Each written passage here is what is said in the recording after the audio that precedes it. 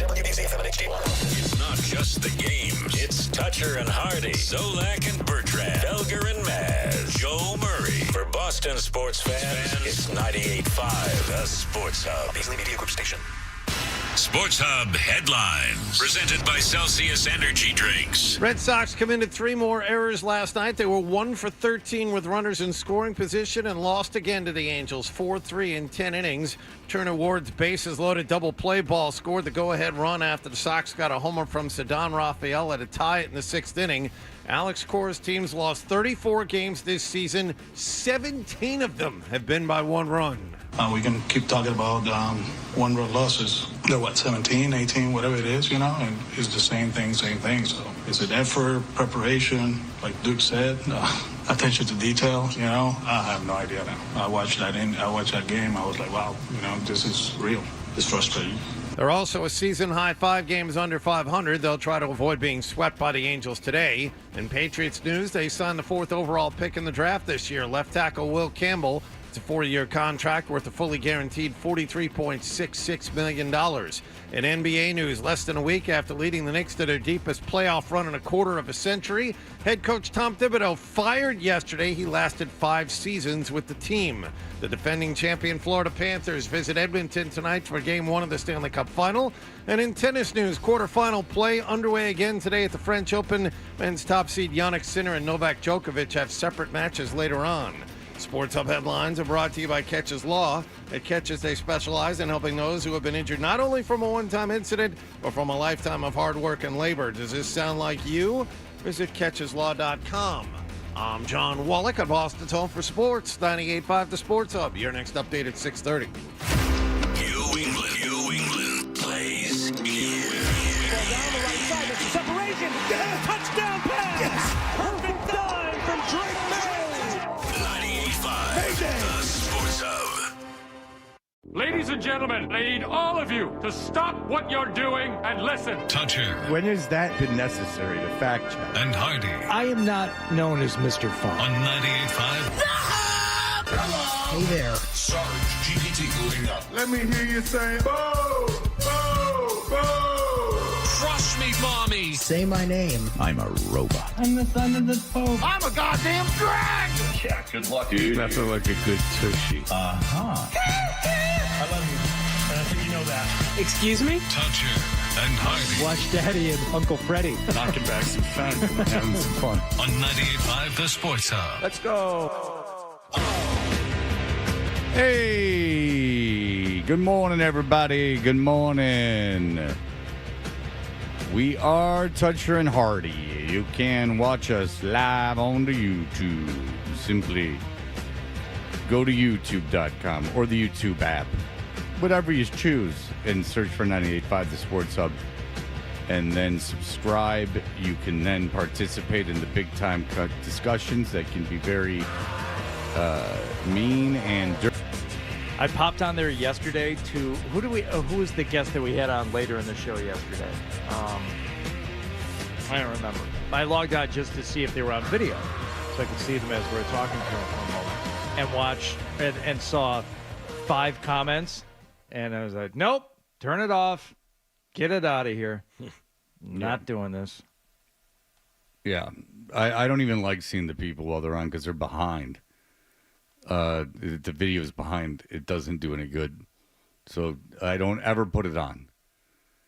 The only time I ever put it on has been when I was away, and that was 5 years ago. So I don't really look at it. But it's there, and they say that the engagement helps.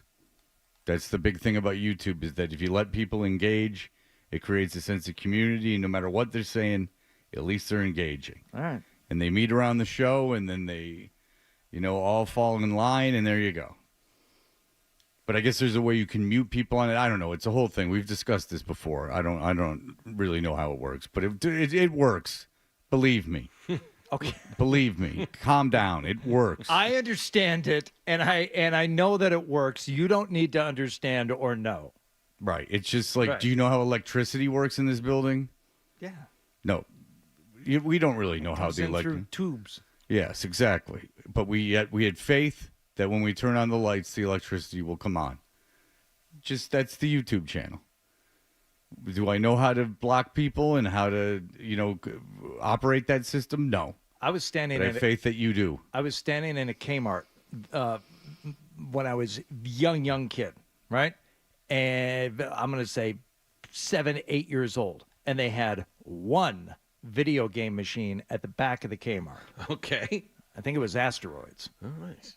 And I had $1, but I needed quarters for it so I could play it. So I was standing back, and maybe it had gone up to the front. There probably wasn't any kind of a register or anything at the back of the Kmart, so I'd walk back up to the front just to get quarters from like the service desk. And I was standing there kind of like impatiently as some old man was taking up time at the counter, just having a chit-chat. And, I was kind of, obviously anxious because I had maybe 5 minutes to play one game of Asteroids before we had to leave. And the old man turned around at me and said, "What do you need? You don't need anything. All you have to worry about is that these lights come on. What would you do if these lights didn't come on? Would you have any idea what to do if the lights didn't come on?" I said, "I just want to go play Asteroids." But he was really upset with me that I didn't understand the importance of the lights coming on. Well, and, he's an and also NRA guy. and also indicating that I wouldn't know what to do if they didn't come on, and I didn't know how they came on in the first I'm place. pretty sure I'd leave the store, sir, if the lights didn't come on. Yeah. where the sun is. No, he's an NRA guy. He was like, "Do you have your rations? Do you have your guns?" That's the worst thing about getting old.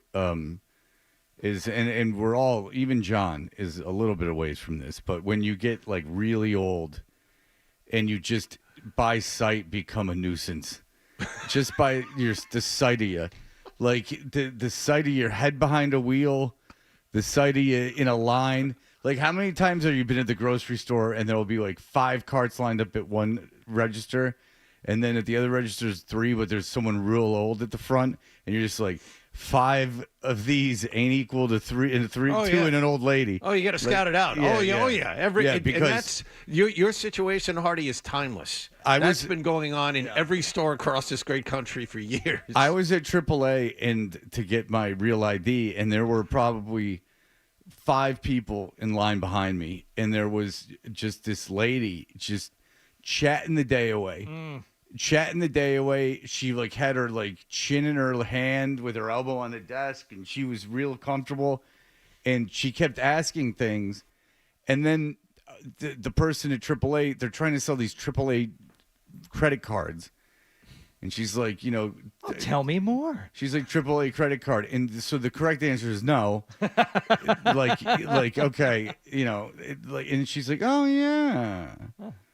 What do you think that do? What do you think the limit is on that? Interesting. Now, what do you get with that? So we're at AAA.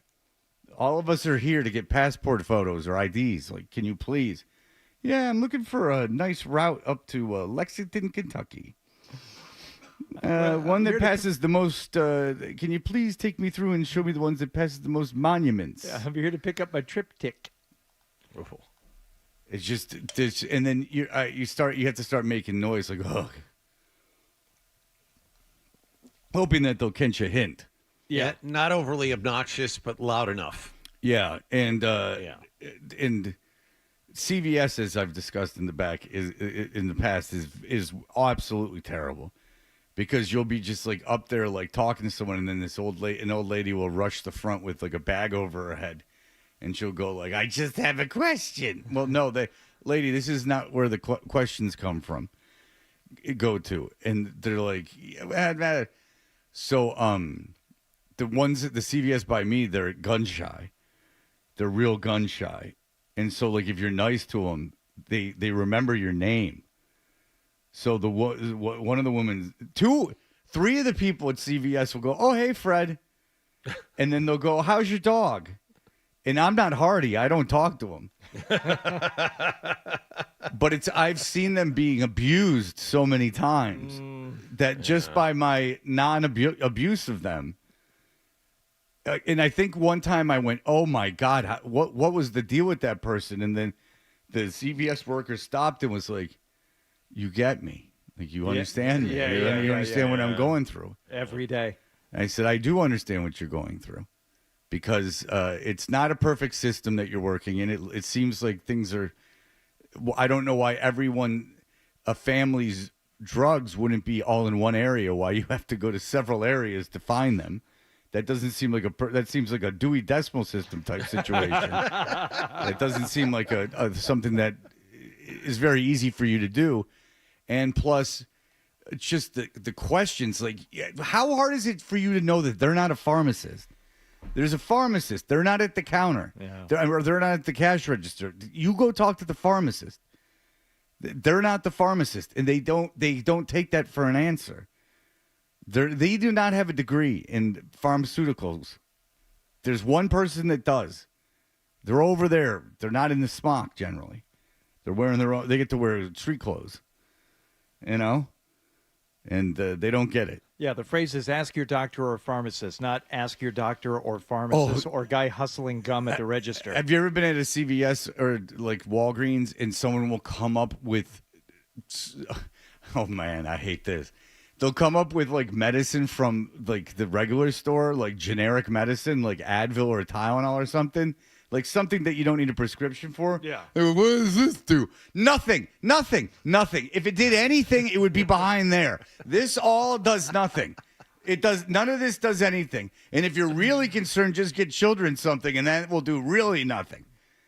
What does it do? Well, my friend, you best hang on to your hat here. You're in for a ride. I mean, the difference between Advil and Tylenol, it couldn't be any more. Well, Fred, one's acetaminophen and the other one is whatever.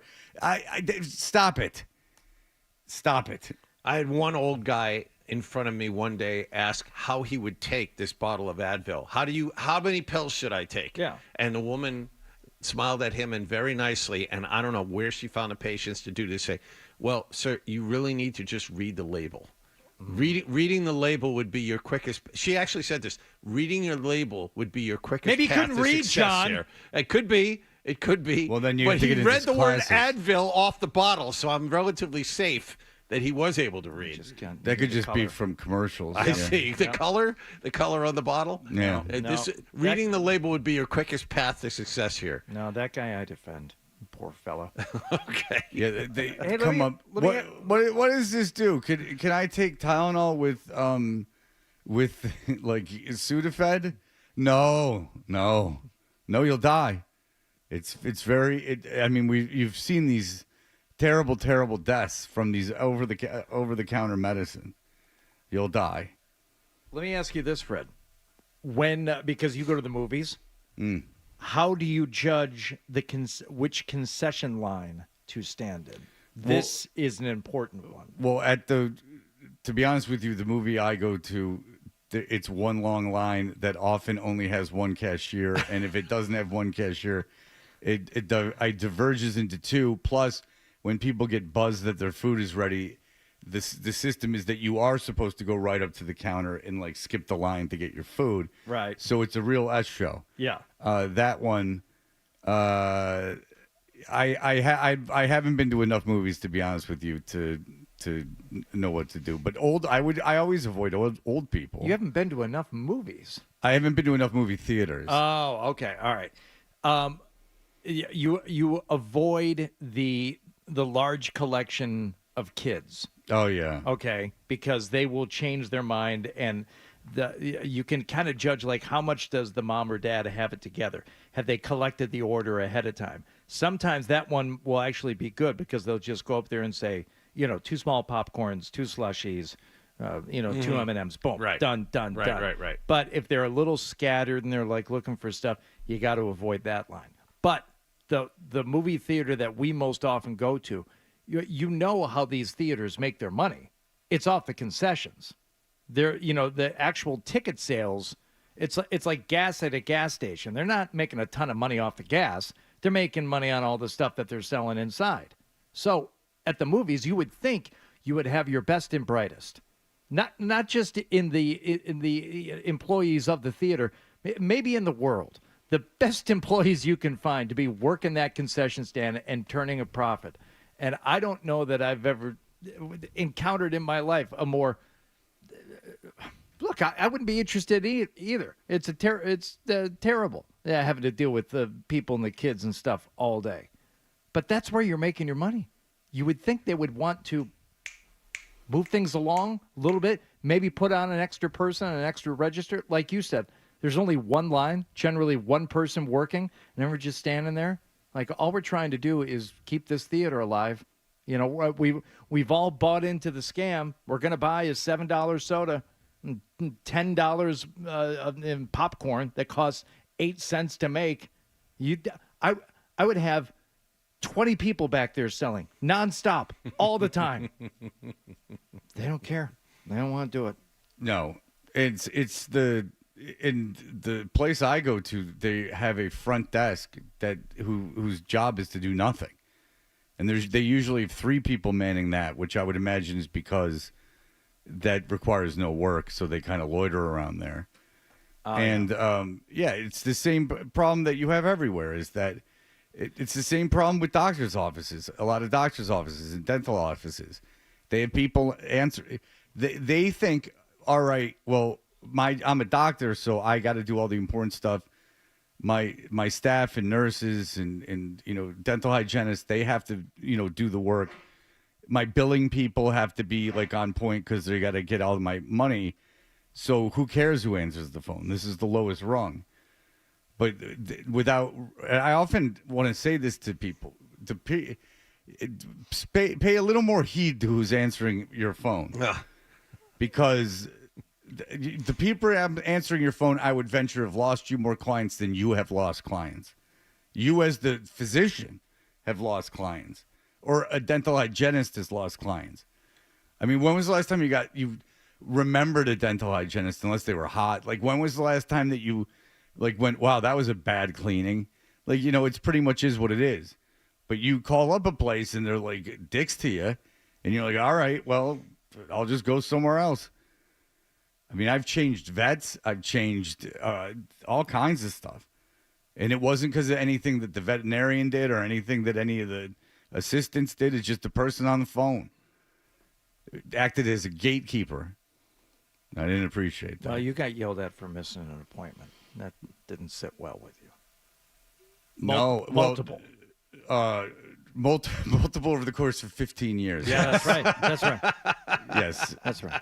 They had a computer program that said I'd missed 3 appointments over 15 years. Have you been 100%, Hardy? You've never missed one, ever? Don't ask him. He's Johnny Fake Eagle Scout over here. No, but I know what. I think I did miss one when it was one of those sicknesses that had gone through the house. Mm-hmm. And I think I was taking one of the kids to their doctor, and they called and said, hey, you're supposed to be here for your cleaning. I said, I shouldn't be alive right now, based on how sick everybody was in that house. I shouldn't be alive right now. When your kids dire circumstances. When your kids were little and they would get that stomach bug, and bring it home, and then it would go through the house, and you got sick like you haven't been sick since you were 4 years old. Mm-hmm. Yeah, it was one of those times. Oh, okay. I missed an appointment then. Check my records, Wallach. I'll give you the number. We'll do. I'll write on that. Yeah. All right. Well, there you go. That is a little lesson on how to do business from 3 people that have never run a business.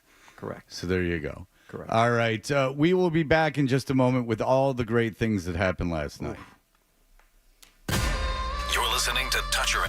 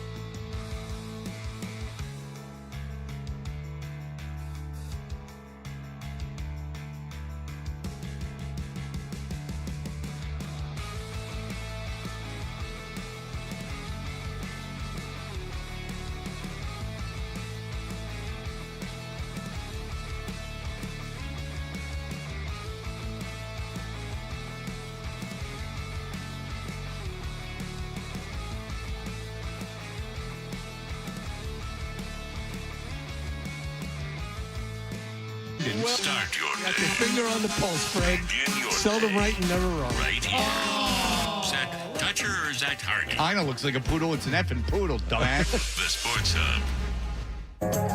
Did you catch a game last night?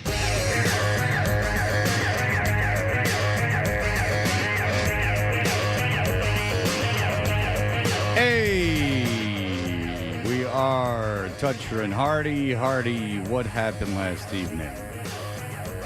Sox continuing their series with the Angels last night. As John Wallach alluded to earlier, an extra inning affair in the works. But first, you got to get there. How did they get there?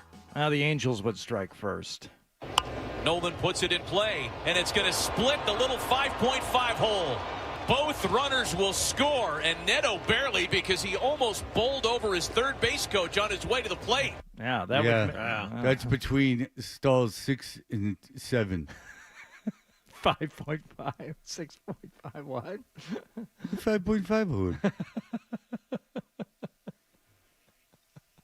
Oh, in between, It's the fifth in between stall. stalls 5 and 6. Yeah. Yeah, it's a 5.5 hole. It's a whole wrapped in glory. What's that protrusion? Oh, it's Stan. So much for anonymity. That was in the third inning. Yeah. Of a little bit of offense. Starting to get something going here, Red Sox. Anything? She has such a focus on farm to table. She's supporting so many local provisions. Oh, that's a good and that's play-by-play. coming up, later on this summer. Campbell chopping that one down the right field line. Well, they're trying to talk about dining playbook. Now, would you shush so I can Billy hear? and Jenny stopped by. So can I hear what they're saying before the baseball happens? She has such a focus on farm to table. She's supporting so many local purveyors, and that's coming up later on this summer. Campbell chopping that one down the right field line. Okay. You need to go back and look at the video of this. The look on Lou Merloni's face as this interview dragged into 5 or 6 minutes really is priceless. Dave O'Brien, Lou's in the corner, Dave O'Brien sitting next to him, and you have Billy and Jenny in the opposite corner discussing this. What Poor is Lou. what does the Jenny lady do for a living besides the know. playbook? I don't know. Because wouldn't you have some sense to stop talking like while the pitch was being delivered? Nope. Like wouldn't you? Because there's like 30 seconds, 27 seconds between pitches. You know, with all things included. What's the pitch clock again? 20, 25. Yeah. So like Whatever all right, it is. It's like once the pitcher gets the ball back, I believe the pitching clock starts. So you know you probably got 25 seconds. So wouldn't you talk in 25 seconds? It's like that's like the longest song intro of all time. 25 seconds, like that's a lot of time.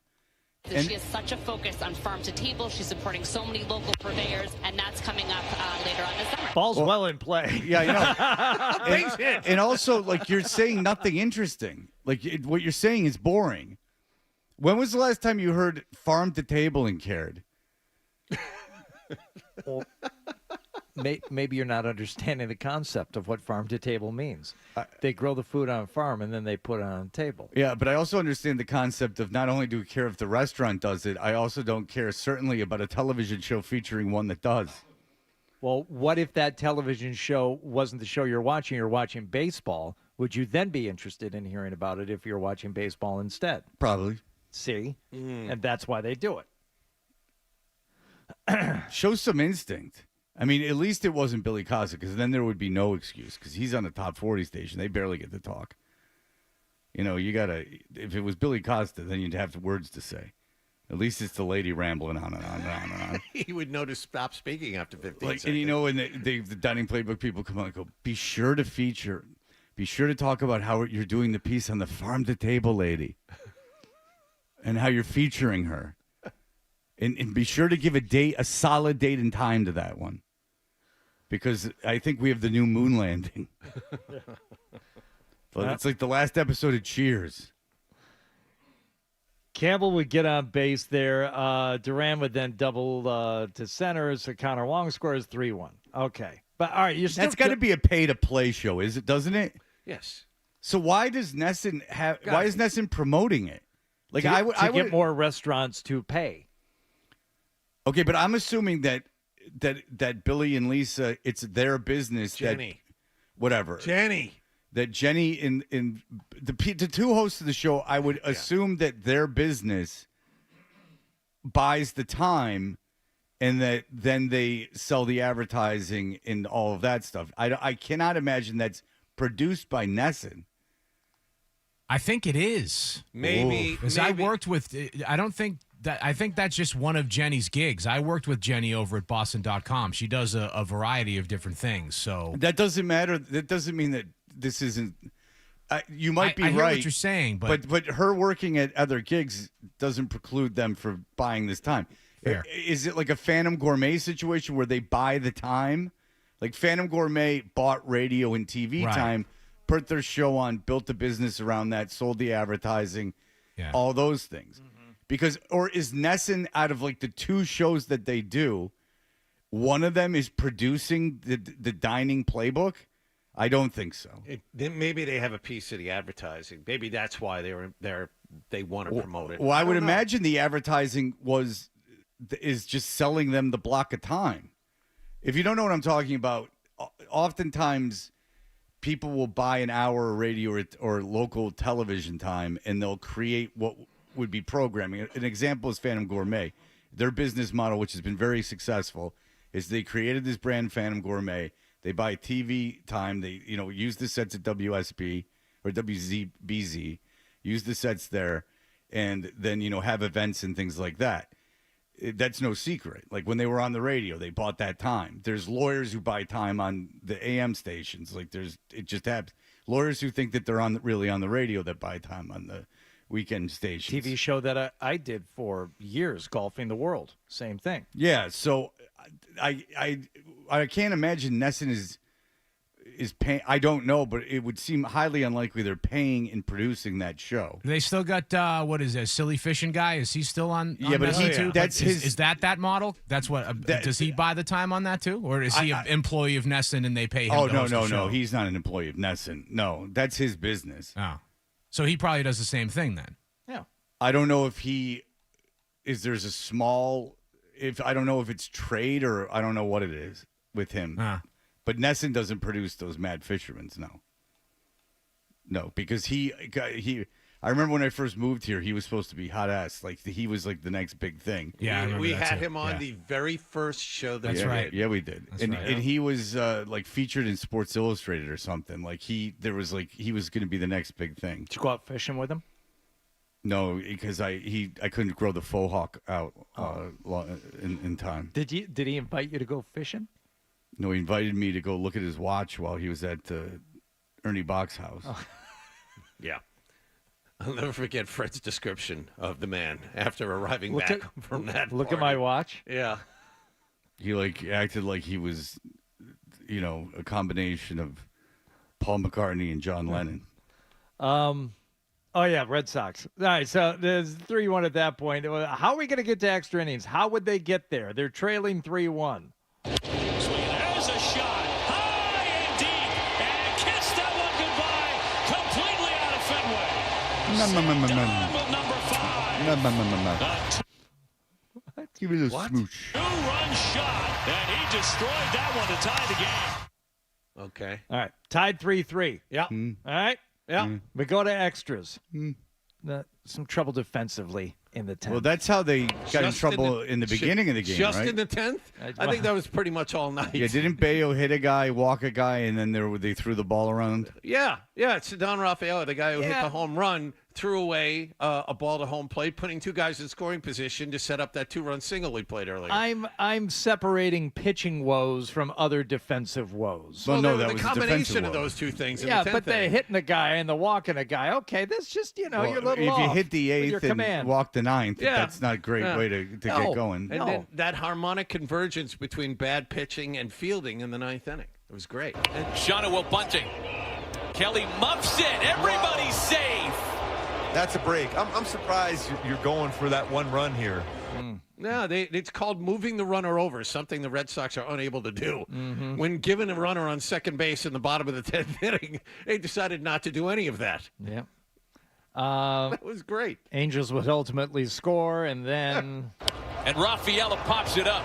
And Reed Detmers owns another great franchise distinction. Wow! Nolan Ryan, Mike Witt, Reed Detmers, the only Angels to throw a no-no and record a save. A brilliantly worked bottom of the 10th. Who cares? Who finds that? Who cares? Stats and information. How many people listening or watching you, sir, care about that?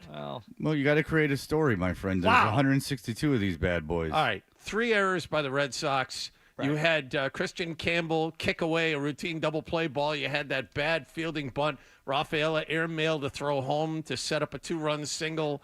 This team doesn't move runners over. They can't field the baseball. They have more errors than anyone else in Major League Baseball. They have 34 losses, 17 of which have been by 1 run. They do the little things poorly. By poorly, I'm underselling it. They're terrible at it. They had runners on second, third. They scored a run, a Rafaela homer. They had runners on second and third and nobody out and didn't score. This is what they've been doing for 2 months now. They're a bad baseball team. They need to sell at the deadline. They need to get as much as they can for the veteran pieces. Well, it was funny. They were talking about, they had an article in ESPN about sellers and holders and, buyers. And there was talk of if they should trade Jarren Duran.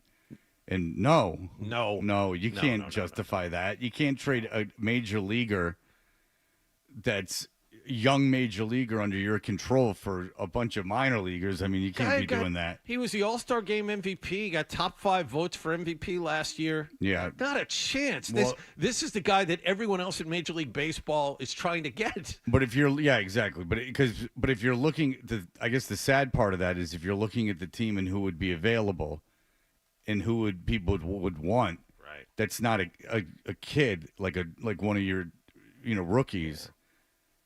Who else would you want? No, I mean, you're not trading Devers, you're not trading Campbell, you're not trading Meyer, you're not trading Roman Anthony. So it would be veteran pitchers that you could sell off. Like, is Aroldis Chapman really helping this team right now? Chapman's pitched real well. You could probably get him for something at the deadline. And guys like Lucas Giolito, who could be a back end starter for somebody. Those are the guys. I don't know if you can afford to give up starting pitching on this team, though, just as a matter of playing baseball. Sure. You know what I'm saying? Like, yes. You got to play. And yes. and you do have value at the top of the rotation. I wouldn't want to screw around with that. I also wouldn't want to blow away all my bullpen arms by getting rid of every starter I got. And you know what? They have the starting pitching that has thrown the fewest innings, I think, in Major League Baseball. They were up until last week. Ryan Bale went 6 innings, and they made it sound like he threw a no-hitter. I mean, the fact that he actually made it through 6 innings was something to be championed last year. Yeah, my concern with the starting pitching on this team is so bad that you can't afford to get rid of it, because by doing that, you're jeopardizing every arm in that on that rotation, in that bullpen. Everyone now is... You're really juggling a mess, because you're bad enough as it is. If you get rid of one of these guys and then bring in someone even worse, now you're really screwed. Identify who you can sell off and get to work on it. I don't think that they can sell. I just don't think they can sell. Well, Chapman is an obvious one. No, they can sell Chapman. Fine. Chapman is an but I don't think one. you're going to get a whole lot for Chapman. No, I'm not saying you're going to get a haul. I'm saying you get what you can. Right, but you also. Yeah, it's interesting with Chapman because, again, by having him as your closer, at least it's an ending. Your other guys don't have to pitch. But you have to get to him. No, I know. That's but the problem. And I'm not talking about winning and losing games. I'm talking because if you're this team and selling at the deadline, things went really, really bad, like really bad, like firing bad, and so, first of all, I don't think that he's going to get you any. Like, I don't think he's going to get you anything. Like, the chances of him getting you even a high minor leaguer, future, like, AAA player, I think are very low. You were talking about firing bad. Alex Cora was really upset after the game was over. I don't know if you have the clip there, Hardy, but I believe this is the one. This is pretty telling. What you saw today, routine ground balls for those plays we don't turn. We throw to the wrong bases. We make cutoff guys. PFPs were horrible. There's a lot of bad right now. Yeah, and he said afterwards that pretty much has to fall on me, right? And it took me aback because very rarely do you see a manager say that in season like that. This is my fault. And I kept thinking after he said it, he knows he's not going to be fired. He knows that he's keeping his job regardless of what happens. Otherwise, why would he accept the blame like this? Yes. It's like Sam Kennedy during the offseason, the roster construction and all this stuff, it falls on me. Well, it's great that you took the blame, but there's no danger in you doing it. Maybe he wants to tell, like he's telling the team, like, look, you're costing people jobs. Maybe that's the message there. Okay. Is that, or maybe he stands and says, I'm protecting my guys. I mean, you also often don't hear managers not take responsibility. No, but what I'm saying is he was so over the top about it. He's like, hey, we're playing terribly. This is all my fault. You hear managers say, I should have done this. I should have done that. This is the College World Series. I heard a lot of managers say a lot of things. Those managers can't shut up. The College World Series, they're saying gay slurs. They're yelling and screaming at the Coastal Carolina staff. They're having a time of their saw lives. that video. He's upset at the Florida guy. I saw that. No, the Florida guy's upset at. Oh, well, No, yeah. In the Coastal Carolina guy, in his press conference, called out the Florida coach. Yes. But the Florida coach is the one who lost his mind. Yes, before the game and berated the Coastal Carolina personnel. But the thing is that if I'm the guy from Florida, that's exactly what I'm doing. I'm berating the guy from Coastal Carolina. And even at one time when he's yelling at him says, look, I respect what you do, which is kind of like the da-da-da-da. But he was mad that they moved the time of the game. And, so he was yelling at him. We can hear that core clip when we come back, because otherwise the only other thing going on is hearing a former Bruin talk about how great it is to have a chance to win the Stanley Cup with another team, and then comparing one of his new teammates to his whoopee, which I don't know how that's going to sit with you. But, yeah, we can. We can also learn what member of the Florida Panthers couldn't do a pull-up at their when they were doing their pre-draft workouts. What happened last night is brought to you by Leonard Hair Transplant Associates, where your hair doesn't have to be a game of what happens. So change your lettuce and change your life with Dr. Matthew Lopresti at 1-800-GET-HAIR.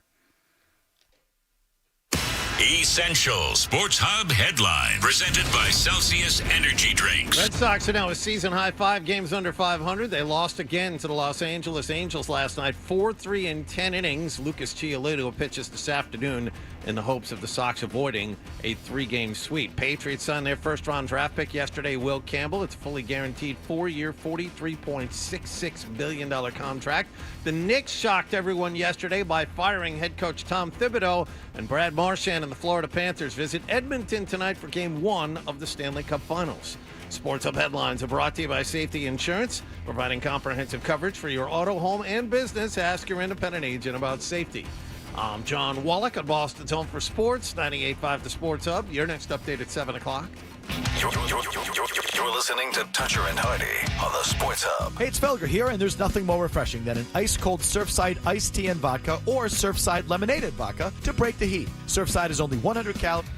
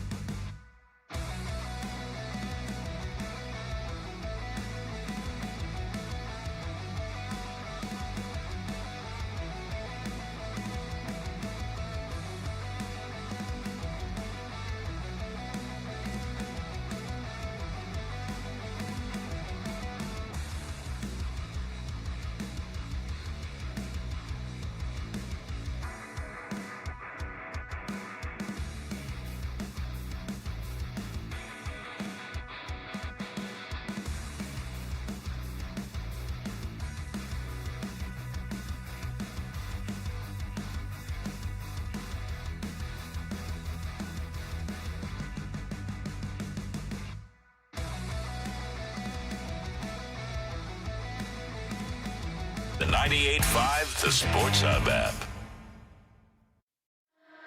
Hey, listen, if you've got to go, we understand, but make sure you bring the Sports Hub app with you so you can hear more of Toucher and Hardy That's what I want on my tombstone. on the Sports Hub. We keep making the same mistakes. We're not getting better. At one point, it has to be on me, I guess, right? I'm the manager. You know, I got to keep pushing them to be better. They're not getting better. They're not. We keep making them the same mistakes. You know, and I'll be very honest about it, very open about it. You know, like, you get frustrated, but at one point, it's like, okay, what are we going to do? What's going to change, you know? Because we keep doing the same thing. Hey, we are Toucher and Hardy. Be listening at the end of this segment for a pair of tickets to Gab Fest, the first beer fest at the Great American Beer Hall in Medford. That's it? That's it. Okay. So we just heard Alex Cora there saying it wasn't quite the falling on the sword that I thought it was going to be. We were talking about it beforehand. He said, I guess at some point it's got to be on me. We keep talking about these guys getting better. They're not getting better. We keep making the same mistakes.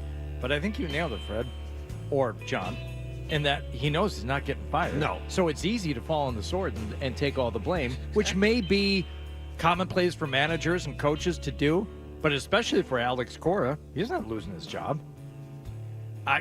No chance. There's no He's indication their of guy. it. They just signed him to a big contract. They're not punting on that. He's, regardless of how bad it gets, and this team is without a doubt less than the sum of its parts to this point in the season. I'm not saying they're world beaters. They shouldn't be ahead of the Yankees, considering how bad the lineup is. You had Romy Gonzalez batting cleanup, playing first base last night. Rob Refsnyder in right field hitting third. I mean, this is not a good lineup. Cora's hamstrung by what is put out there for him, but at the same time, they are not good. They don't run bases well. Their situational hitting is terrible. But mentally, at least, Tristan Casas is in a good place. I'm living my worst nightmare right now. Oh, that's not good. Oh, well. Allow me to introduce you to some further tales. This is, the worst case scenario for any type of player to go through a recovery that's double digits months long. But going through it now, I feel like I'm going to be better as a consequence of it. Okay. Can't wait till you get back, big fella. Not great. Yeah, he Not said great. he was going for opening day next year. That's his goal. Now, there's a 41-20 guy. Just insert that right back in the lineup. Yep. It's gonna be a celebration. Opening day next year. Let's move on to the Stanley Cup Final, which begins tonight as the Florida Panthers take on the Edmonton Oilers. Panthers, of course, with Brad Marchand on the team. Moved by the Bruins. New team, new guys. How's it been? It's a different opportunity than what I'm used to, and I was just excited to be here. I wasn't really with the depth this team has and the guys that the leadership group that they already have. Like, it felt easy to kind of come in and just kind of follow suit and watch what the guys do and just be part of it. So it's a good opportunity. They'd asked him in an earlier game if this was the toughest team he's ever played with, and he said no. He played with some of the toughest people. He said he couldn't say that because he's played with some of the toughest people in the history of the NHL. And I said, there you go, Brad. And I will now give you the answer to the trivia question that I teased before this break. John knows the answer. But the member of the Florida Panthers who could not do one single pull-up during his, before his, what do they call the combine, the rookie combine, before he became a pro. He could not do one single pull-up. In fact, there is video of him struggling mightily to try to do a pull-up. It's not Kachuk. It's Bennett. It is Sam Bennett. There you go. Hey. Who would have thought Sam Bennett would have, big tough guy, big gritty tough, playoff guy, cheap shot guy. Who would have? Don't need to do pull-ups if you're hooking guys from behind and poking them in the leg. But you should see the footage. He looks like he's 12. I mean, he's got long, skinny arms. It's just ridiculous that these guys get drafted this young. It's so crazy. 17 years old. I mean, think about, boy, oh boy, you're not even remotely fully grown. at 17 years old. These Man? These are the guys who the Bruins are going to be drafting. Well, one of those guys later this month. It just seems like get one of those guys. Such a crapshoot at a certain point. I mean, I get what? I just it seems like maybe there's like 4 guys that you could go, like you could really point and go, this is just like a phenomenal athlete with like enormous hockey IQ. Like this is insane. But I mean, you got to draft a lot of guys. I mean, 17-year-olds and knowing what they're going to be when they're 25, even what they're going to be when they're 22, who the hell knows? You'd have to be like such an elite talent to be a close to a sure thing. Oof, I wouldn't like that. I think being a scout for hockey would be the worst, then baseball, then basketball, then football. Because football is pretty easy. You stay in a certain region, your season's only like 2 months long. With baseball, you got to at least like keep an eye on prep kids, and that sucks. But hopefully you got some nice weather to deal with. You don't if you're covering high school baseball in anywhere outside of the South. Yeah. I mean, but yeah, if you're a hockey scout, you're in some backwater rink in Finland looking at a 16-year-old kid. 16 if you're lucky. Yeah. I mean, we're watching children. But if you're at least in the baseball draft, you can take college kids. Like you're far more likely to take a college pitcher than a prep pitcher for that very reason. But you still got to like go around to high schools and like watch kids. Oh, man, that would suck. All right, so I will give you a trivia question. Who on the Florida Panthers reminds Brad Marchand of Patrice Bergeron? I know this one, I think. Oh, all right. Well, I think I know this then one. Don't answer. Okay, unless you, I mean, do you know it, or do you think you know? I think I know it. Go ahead. Kachuk. No, Barkov. Johnny Wallgame. Brad? Defense. Yeah, I've really appreciated his game. It's because Kachuk's American. That's fine. Yeah. Yeah, I've really appreciated his game. I think playing with Bergie for a long time, he plays similar to him, but it just the way that he can slow the game down is pretty incredible, and obviously in the way he plays both sides of the puck, he's extreme talent. He's such a even better human being. No one knows. Then Bergeron? Oh, and that's your best friend. Bergeron lives around here, right around here. I hope he's not listening to this show. Hear that cruel things that his ex-teammate said his so-called best friend. Well, here's the fun thing: when Marchand goes to a new town, he gets asked questions that he normally would not be asked about around here. Like, hey, why do they call you the Rat? What do you think of your nickname? Rat face. Yeah, you big dumb rat that nobody likes. Big-nosed rat, yeah, you ugly prick. What do you think of that? You rat? Look at me. I'm a hot Latino chick with big boobs. I'm calling you a rat. I don't remember the first time I heard about it. I think it might have been my first couple years. I have a lot of nicknames, so I wasn't, I didn't think that one would stick. But yeah, it's one that obviously hung around for a while. But usually when you hear things like that, I kind of take it more as a compliment than anything. So, but yeah. Well, that's not what it means. It means that you're a dirty rat. It means you're a lack rat of fink. schooling, your lack of understanding. You're leaving these things. feces in corners. Yeah.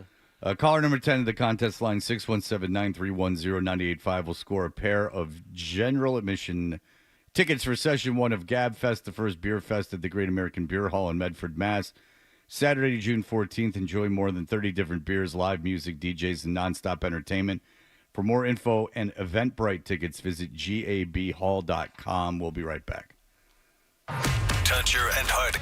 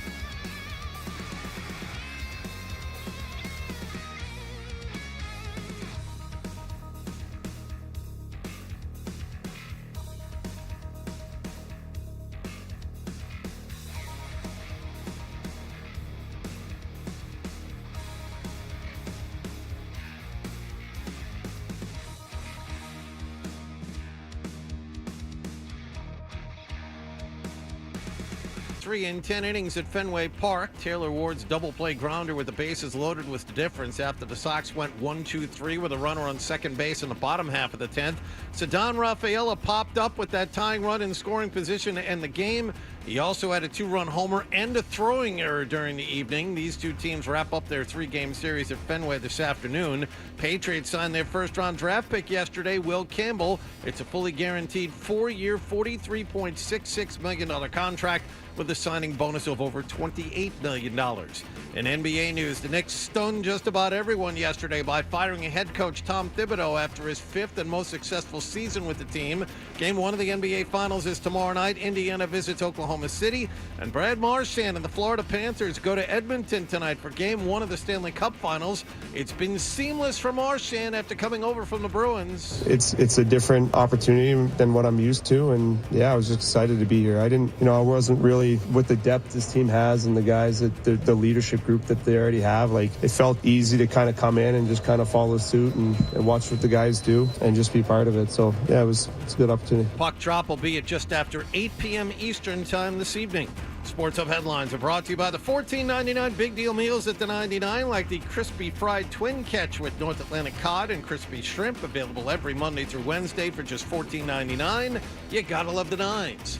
I'm John Wallach on Boston's Home for Sports, 98.5 The Sports Hub. Your next update at 7:30. Start your day. Ooh, that's a good one. Work through your day. What's that thing we do at the end of the show? And end your day. I'm not giving you an opinion. I don't know. Right here. 98.5 The Sports Hub. Is elongating? Weekday mornings. Here goes Hardy.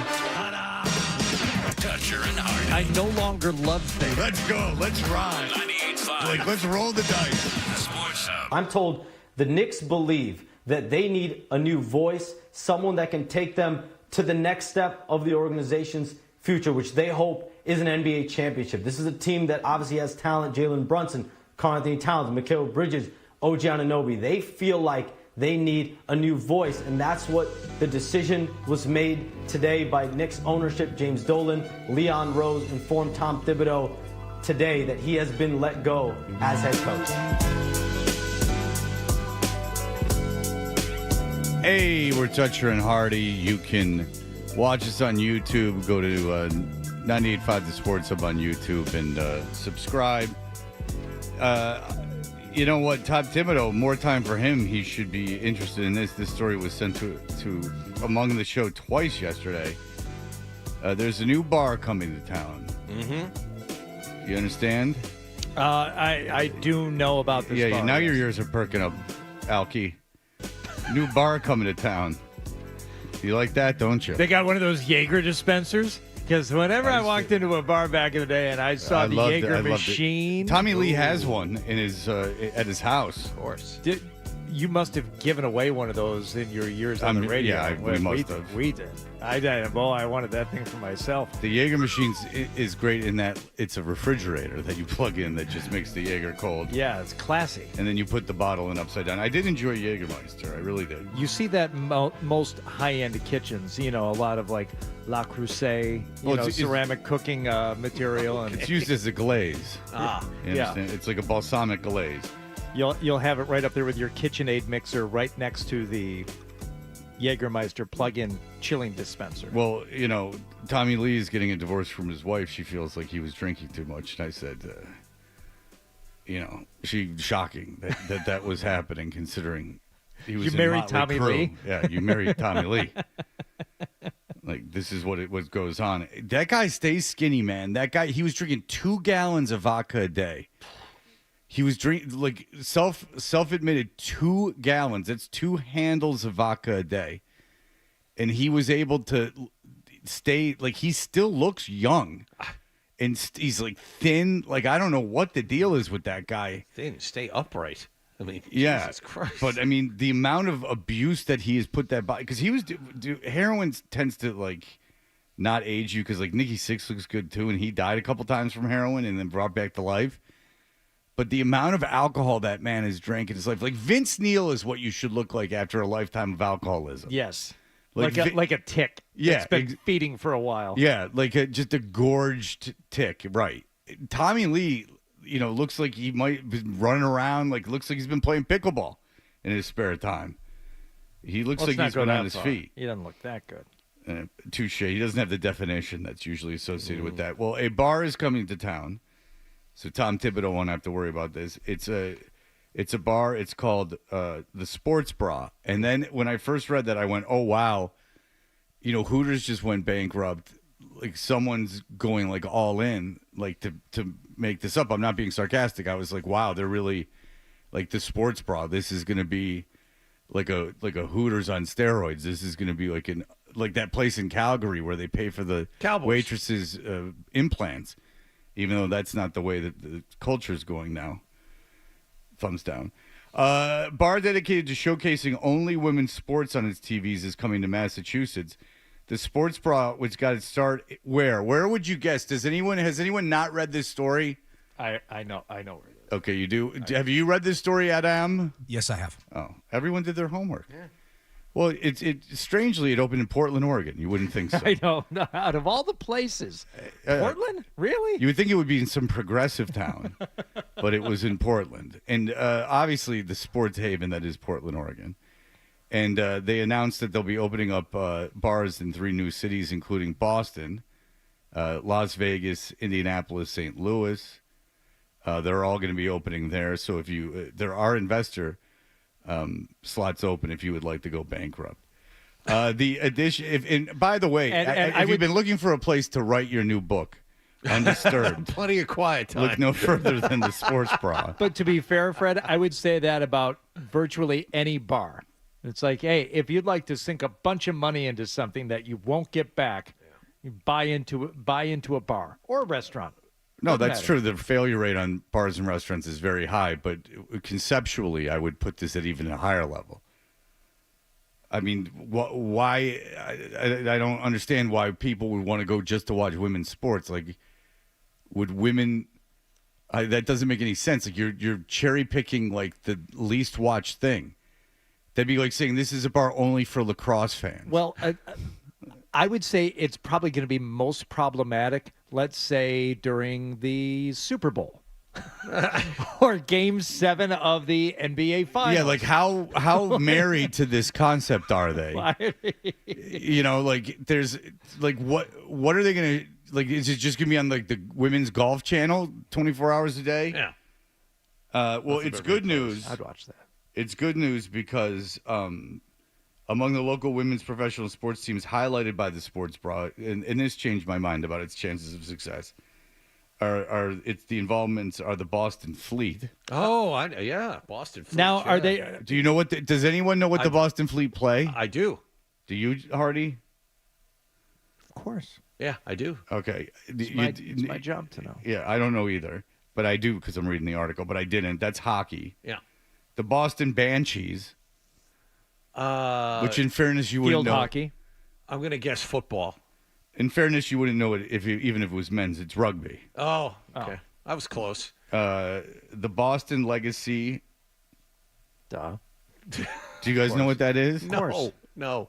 It's the Boston Legacy FC. That's soccer. All right. Very good. And the Boston Guard. The Guard? Fencing. It's a fencing team. Yeah. Apparently, there's women's lacrosse, professional women's lacrosse, and the Renegades, which is your first guess, which is football. Okay. So now, is that padded football? Yes. Huh? Well, good for them. But this seems like a very on-the-nose thing, and Hardy does make a good point. Like, if it's the World Series, do they just not have the World Series on? Or do they – it seems like a very, very easy thing to pivot from. Because if I have a sports bar and Caitlin Clark's on TV and I want to, I can put Caitlin Clark on TV whenever I want.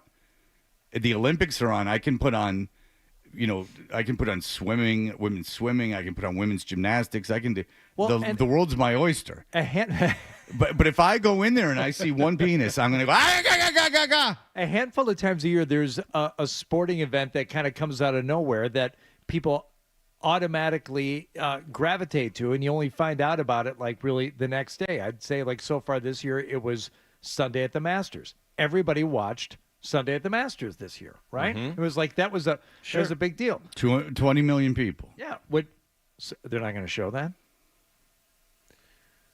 Because you really can't, because if that's your whole thing, Yeah. like, I mean, I would tattle on them and have them lose their liquor license because you sold this to us as being only women's sports. And do people outside of clubs designed just for that sex, did people, you know, if I have a sports bar, I'm thinking most of my clientele is going to be younger going out. Do they want to be divided by gender? There are a significant amount of women that like to watch football, and there's also a whatever. significant amount of women that like men, and men that like women. So wouldn't you like it? It would seem like you're discouraging men from coming in because you're only. Yeah. But they would announce no. Also serving products sourced from local women-owned breweries, distilleries, farms. She has such a focus on farm to table. Yeah. That's where it goes, right to the table. Yeah, I see what this is. All been conspiracy by these broads. And artisan food businesses. It's the estrogen enemy. They're the estrogen empire. They're all getting together to try to take business away. I wish them luck. Any new ideas, great. I don't know if I'm completely on board with the idea of like a farm to table sports bar. Well, John, remember when that guy would call in and like people backed them up that like in Finland at the airport there's a Bruins bar? Yes. Like there's for some reason, I believe it's in Finland. Who knows? Like in Helsinki. That if you go, and we had like a bunch of people back this up, there's like a bar in the airport that some dude from Boston, just made a Bruins bar. Yes. And so it's just like a random Bruins bar. But I would imagine they show Finnish things on there as well. Yeah. Is it possible that this bar could just have all sorts of female sports paraphernalia on the walls and still still have male-oriented sports on their televisions? Yeah, but still, like that niche, that's just like a Chili's with specific items on the wall. Like that doesn't. Like I tell you, if I would think that this would draw in like a big audience, it just doesn't seem like it would to me. In today's economy, you can't afford to be turning away anybody, I guess is my point. Right, and I just don't know if you are rallying like young women more than one time to just go into a place I don't see like a gaggle of girls going like, let's go to a sports bar and watch like women's soccer. You understand? Yeah. Like I see a bunch of women getting together and, you know, going like, let's go to a outdoor restaurant try to get a table in the middle so everyone will look at us and we can take pictures of each other. That's what I see. That seems to be the vibe I'm getting. Chris, go ahead. Hey, guys. Before I get into my point, I have to just wonder what the grandstanding man that wishes he could be pregnant would think about the sports bra. Oh, I'm glad Hardy's glad you asked. Hardy's glad you asked. Can I come in? Oh, I'm so proud of you guys. Go, girls, go. Yay. Yay. You know what? In a lot of ways, it's better than men's sports. You know why? Because fundamentals, and it's low to the ground. See, that guy doesn't bother me as much as the guy who talks about the womb. Plus, you guys, every one of you has the gift to make child. Yeah. That's what he doesn't like. That's Go ahead. No, I was going to say a place like this kind of already exists in Jamaica Plain, but it's a brewery, so at least they have like the shtick of like our own beer is right there. So I'm not surprised this started in Portland, and I'm not investing anytime soon. Wait, so but is it's a women's own brewery, but is it only women's sports or it's just a women's own brewery? I think I've only been once, and I think that was that's when they first opened, and that's what they were moving towards. It's like they're going to focus on women's sports. Yeah, but I get what you're saying because it's a brewery, and if the beer is good, people are going to go anyway. Right. It's not. It's just as a concept, it seems like overly niche to me. But I'm fairly confident I'm right. I'm not. I'm not thinking I'm wrong. This is not. Would you invest in this? I will just ask you that. And you can't say you wouldn't invest in a restaurant.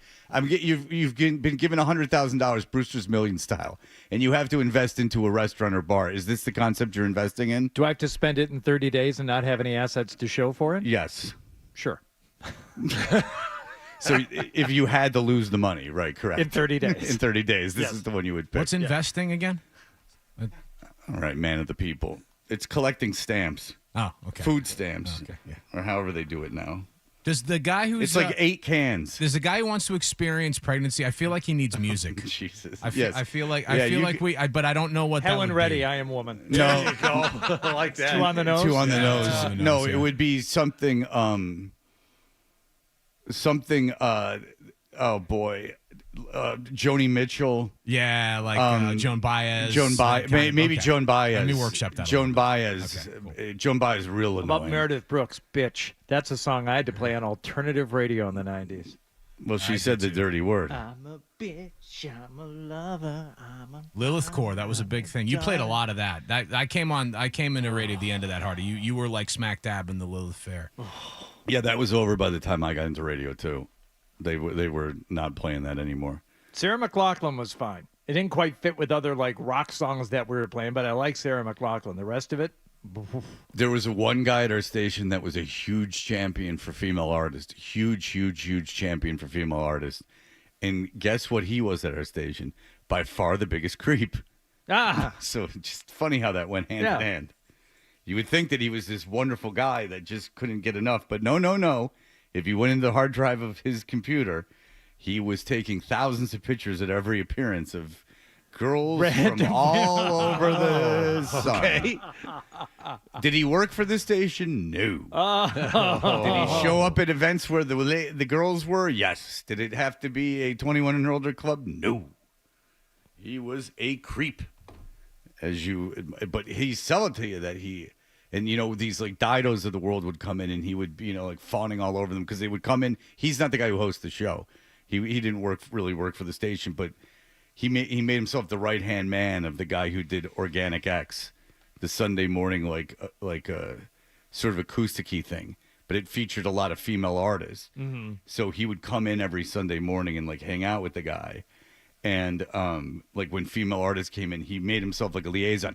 You know how like Jimmy Stewart got into like the WWE? Like he's kind of like worked himself into that world. Mm-hmm. That's what this guy did in the world of like female, like low-level artists.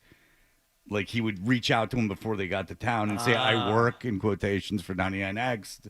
Da-da-da-da-da. Like, can I take you anywhere? And then if they could only see his computer, he was a bigger creep than all of us combined. And that's no joke. Way bigger creep than me. Yeah, I had sex with a girl on his couch, too, and I know and he had a full suit of armor. Now you're ruining it. Full suit of armor in his living room. And I bet you as soon as, because we had done an appearance, he's in the suit of armor. The eyes there's are looking no out at way. you There's on no the way he couch. doesn't have a video of me banging that chick. There is not a chance in hell he doesn't have a Oh, the video of me camera in banging the that suit chick. of armor head. There you go. Yeah. I like the guy in there better. There you go. It's like peeking out at you. He was like, Scooby Doo. the eye slats go. Yeah, exactly. He's like, woo, little eyes. I'll looking leave you out. two alone. And then the thing goes down, but it's got the slats in it. So Yeah. you It can just goes. still see out of it. The noise. It just goes. I'll leave you two to be. And then you just hear. Ding, ding, ding. But I'm dead serious. Like if I made one sex tape in college that by accident I showed. Yeah, exactly. He's wearing a ring. So like there's no doubt. As soon as me and that girl had sex, I went, oh geez, man. I'm like, I guarantee this creep filmed those.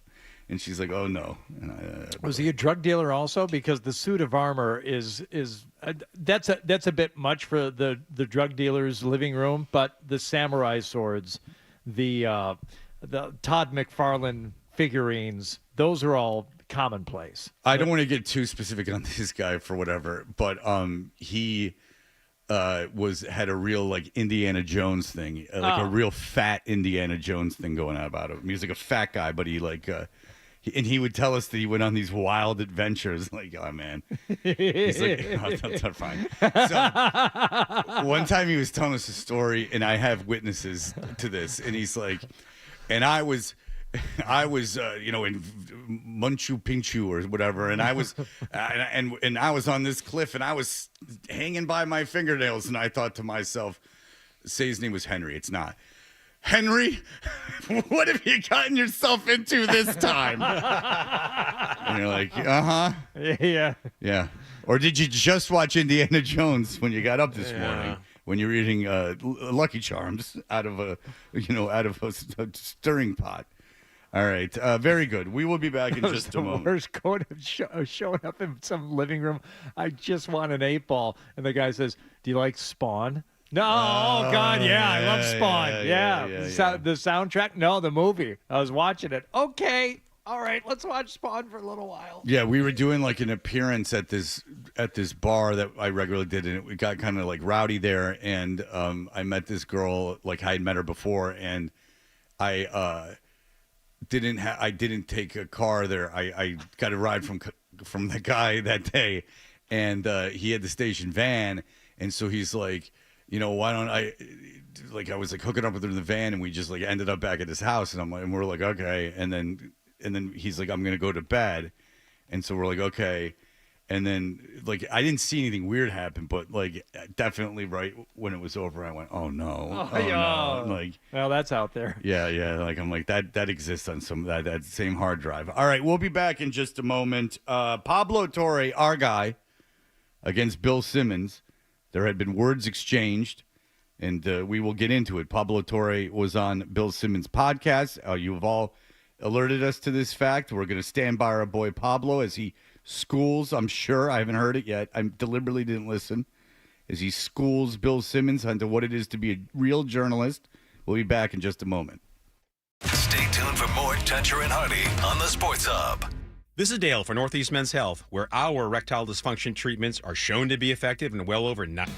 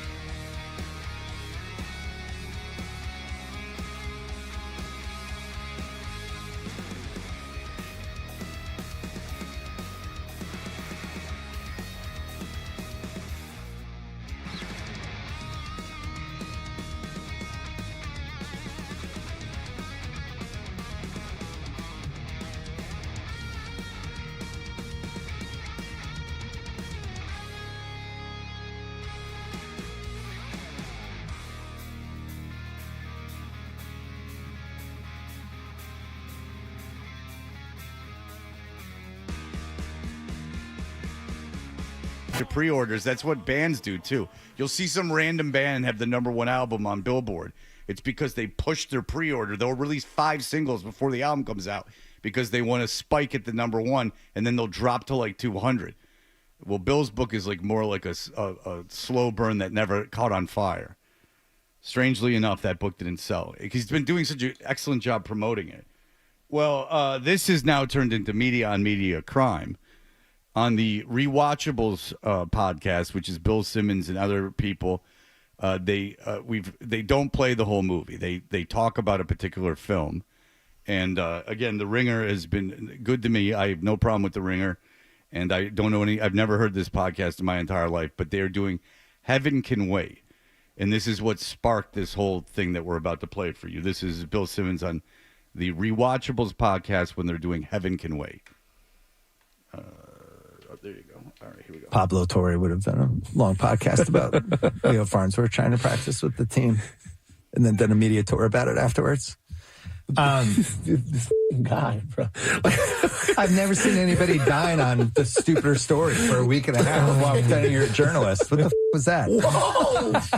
Seriously. What the Check's dating a girl. Oh, let me do 9 shows about it. I can't tell. Are you settle the down? If this was about Jeffrey Lurie, though, would you be like, we got to get Pablo Torre on the That's a thing, right? Like, why are you getting him? All right, you don't need to do a media tour It was about a story podcast. everybody was talking That's about, fine. to be fair. Maybe do 2 shows about Yeah. it. All right. First of all, the idea that it's about Belichick dating a young woman is ludicrous, and he knows better than that. That it's way more than that. The old successful guys have sex with young women all the time.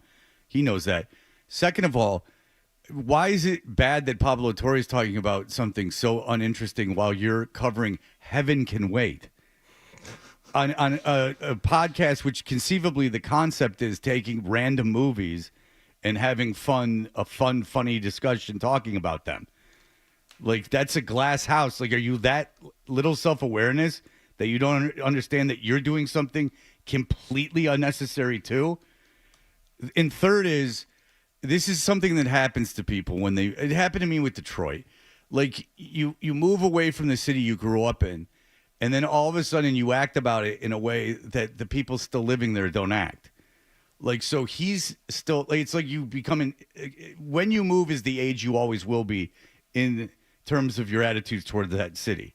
So, like, if Bill Simmons moved when he was like 25, 26, and he was like a super fanboy, he's still in that suspended stage of his life. Like, he's emotionally still in that stage. So he's moved on. But meanwhile, everyone who's here is not like that anymore. Right. Like, so he's this big Belichick defender guy when that's not how most people feel anymore. So he feels like he's sticking up for Belichick and sticking up for the people of Boston. And the thing is, he's not. I can tell you firsthand, the people from Boston are enjoying this as much as anyone. So Pablo Torre goes, look, I got some questions specifically for you, which made me think that, so a listener made a good point. I wonder if Jordan had tried to get Bill to put a podcast up because Mike Lombardi works for The Ringer. This is all in the email. I didn't know that. But so Pablo Torre sat down with Bill Simmons on is it just the Bill Simmons podcast? It's a podcast that Bill Simmons is on The Ringer. It's not the Rewatchables. No. Separate podcast. All right, so here's our boy Pablo. You notice that he fears nothing. He goes right into the lion's den, my friend. He says, all right, I'll come to your turf and talk about it. Turn on the mics. Let's go. And this is what happened. All right, we're taping this Tuesday morning. Pablo. Yeah, taping it. I don't like the idea of that so much. I like it live. Let's see it. All right, we're taping this Tuesday morning. Pablo Torre is here. We're beefing. Yeah. Big beef. What camera can I look into just to stress how angry I am? It's such a beef. Wait, now you're not angry at each other? Well, now I don't want to hear the rest of it unless you're really angry at each other. You said that he was, you made fun of him. Like, you said that he was. Don't play nice off the air. Yeah, like, why are you being nice to him? Well, I'd rather you not meet each other and just sit down in front of one Bill another. is being nice and trying to diffuse it right away. I would have liked it if Pablo had said, yeah, we kind of are a little bit. Yeah. So go ahead and try and diffuse right off the beginning, but no, let's. I have faith in Pablo. Maybe he's laying in the weeds. He's giving him a false sense of security. All right. But Bill Simmons is kind of a pussy. I mean, you did say that stuff about the guy, And it's unless you're like really good friends and you're just busting balls, but it didn't sound like that. No. Right. Like, so, I mean, Bill's a pussy. Like, he's just been a pussy. Immediately was a pussy about it. Now, off air, before he comes on, you can shake his hand. Like, look, you don't want to fight the guy. But, like, I mean, you did say that stuff about him. You got to be like, that was ridiculous. Like, what the hell are you doing? No, you did say that. Not only did you say that stuff about him, he's at your front door immediately after you did that. Right. We have a disagreement about this Belichick thing, and I thought it would be fun. I wish I could say that I flew here for this specifically. If people are wondering why I'm in LA, I was here for other things. And so when I was alerted to the beef that I had yet to engage in. From a podcast that was 6 days ago? That's right. That nobody said anything? That's right. Not a great investigation by my part. Yeah. Just to figure out when and where this was said. But I was there, like, pathetically, like, looking at my phone as very serious journalism was honored. And I was, like, totally distracted. So, you for that, while being questioned for being a real journalist, which is... Pablo. Okay, Right, here we go. Good. What let's talk bothered about me, that. Bill? I know, but let's talk about that Sure. because I didn't feel like I was doing that. I was questioning the story more than the journalism. But I think that was probably my disconnect with it. Was you were doing real journalism? That's the point of your show. My thing was I thought it was stupid. You said a number of things that I think are very interesting. I've devoted a disturbing percentage of my life, admittedly, to this. Like Jordan Hudson tweeted or retweeted about me saying I need a new hobby. She's not wrong. So it was wrong. pretty polarizing even within your circles. Like, why do you care about this so much? One of the things that I found baffling was that you just depersonalized Bill Belichick into a guy in his 70s. I'm like, Bill, you more than anyone else know why Bill Belichick is fascinating. But I'm told he's the greatest coach of all time. I think he is. Well, in that case, we should consider him significant enough to fact check, certainly interrogate when it comes to why is he acting the opposite from the way that Bill Simmons remembers him. Yeah, I used to obsess over a bunch of dumb shit and try to answer questions like this. Well, used to? Well, maybe Bill, still do. We both take stupid things seriously. But I guess the difference here is I felt like you were then dining on it. Okay, well, what are these invisible parameters? The Ringer, I mean, Jesus Christ, I'll bring up the Ringer now. You want to talk about, like, they're not covering the war in the Gaza, you know? Like, this is all dumb crap. Well, that's what Pablo said. We both look at Can you make stuff. a Shark Attack movie in 2025? Why did the Knicks fire Tibbs? How the Indiana Pacers spun style into substance? The 2025 NBA Finals survey. Taylor Swift won her biggest battle. I mean, Jesus Christ. Are you kidding me?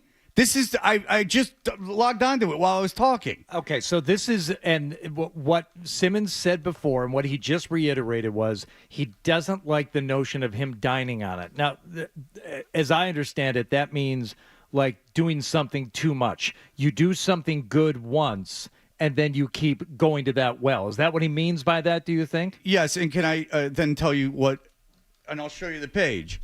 3 stories in a row.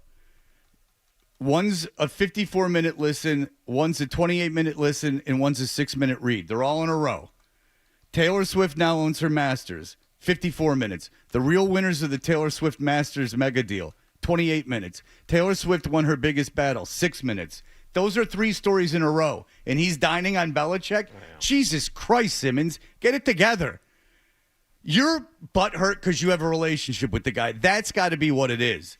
And dining on it would be if he had one story once and then just kept making the rounds, telling the same story over and over again. That's right. But he's doing more. He actually went to the house that Bill was on the ring cam. He's talking to more people. He's not dining on it as much as he is furthering the same story. Dining is sitting back and spending 25 minutes on a movie no one has seen in 50 years. Well, they did Out for Justice, which is something I had done years ago, is the same thing on television. But if you had done that, and let's say it really caught fire, and people said, "My God, these guys breaking down Heaven Can Wait is the best thing ever," and then Bill Simmons went around saying, like, "Wasn't that great what I did? Wasn't that great? Yeah, here's how I did it. Here's how I did it." Pablo Torre, yeah, it's the same basic subject matter, but he doesn't come on and start talking about the same stuff. He comes on. It's with an new investigation, stuff. Yeah, right? it's Like new stuff. when you're investigating a story, there's new stuff that comes out every time. There's different players and different people to talk to and different developments. But it's not this series of articles in the Ringer that are all back to back to back. Can you make a great Shark Attack movie in 2025? The cringe, chaotic, and current world of HBO's Mountainhead, 21st Century Cinema in Review, Brokeback Mountain. These are all things that needed to be talked about. Ugh. The idea that this is so frivolous. Unlike, I don't know, 4-hour discussion about can you make a great Shark Attack movie in 2025. That needs to be talked about. Pablo Torre's dining on it. You wish that Pablo Torre worked for you, I think. All right. Well, who wouldn't at this point? And what's and A, he's not dining on it, but B, if he keeps going back doing the same thing, yeah, because he's getting a ton of views and a ton of clicks and a ton of people are interested in it. What are you in the business for, Bill? Do you think Bill Simmons was a fan of Howard Stern in the 90s? I think that the Probably. answer to that is 1,000% yes. How much did Howard talk about the OJ trial? Every day. Every day for about 2 years. He still talks about OJ. I mean, it was funny. I mean, get out of here with that. Come on. All right. We'll be back with more from this interview. It's very heated. It's even heated in here. It's getting very hot. Here are the headlines. Essential Sports Hub headline presented by Celsius Energy Drinks. Red Sox committed 3 more errors last night, and they lost another one-run game, 4-3 to the Angels in 10 innings at Fenway Park. Sox have lost 17 games by 1 run. That's half of their season total. They're 5 games under 500. They'll try to avoid getting swept this afternoon. Patriots have signed the 4th overall pick in the draft this year, left tackle Will Campbell. It's a 4-year contract worth a fully guaranteed $43.66 million. The Knicks shocked a lot of people yesterday by firing head coach Tom Thibodeau. The defending champion Florida Panthers visit Edmonton tonight for Game 1 of the Stanley Cup Final. And in tennis news, women's 2-seed Coco Gauff is a winner today. She's through to the semifinals of the French Open.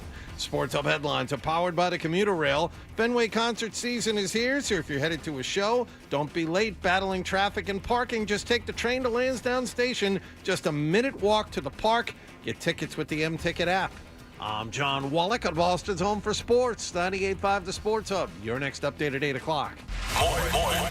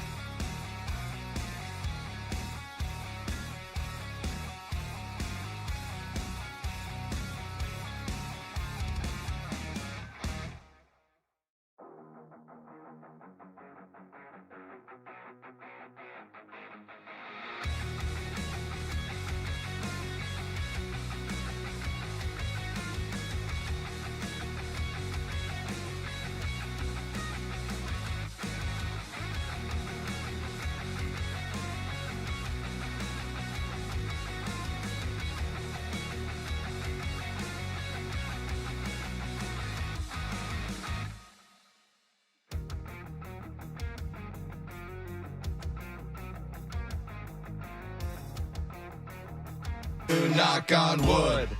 But I never had it yet. Oh, you said you didn't want to hear more music in the morning.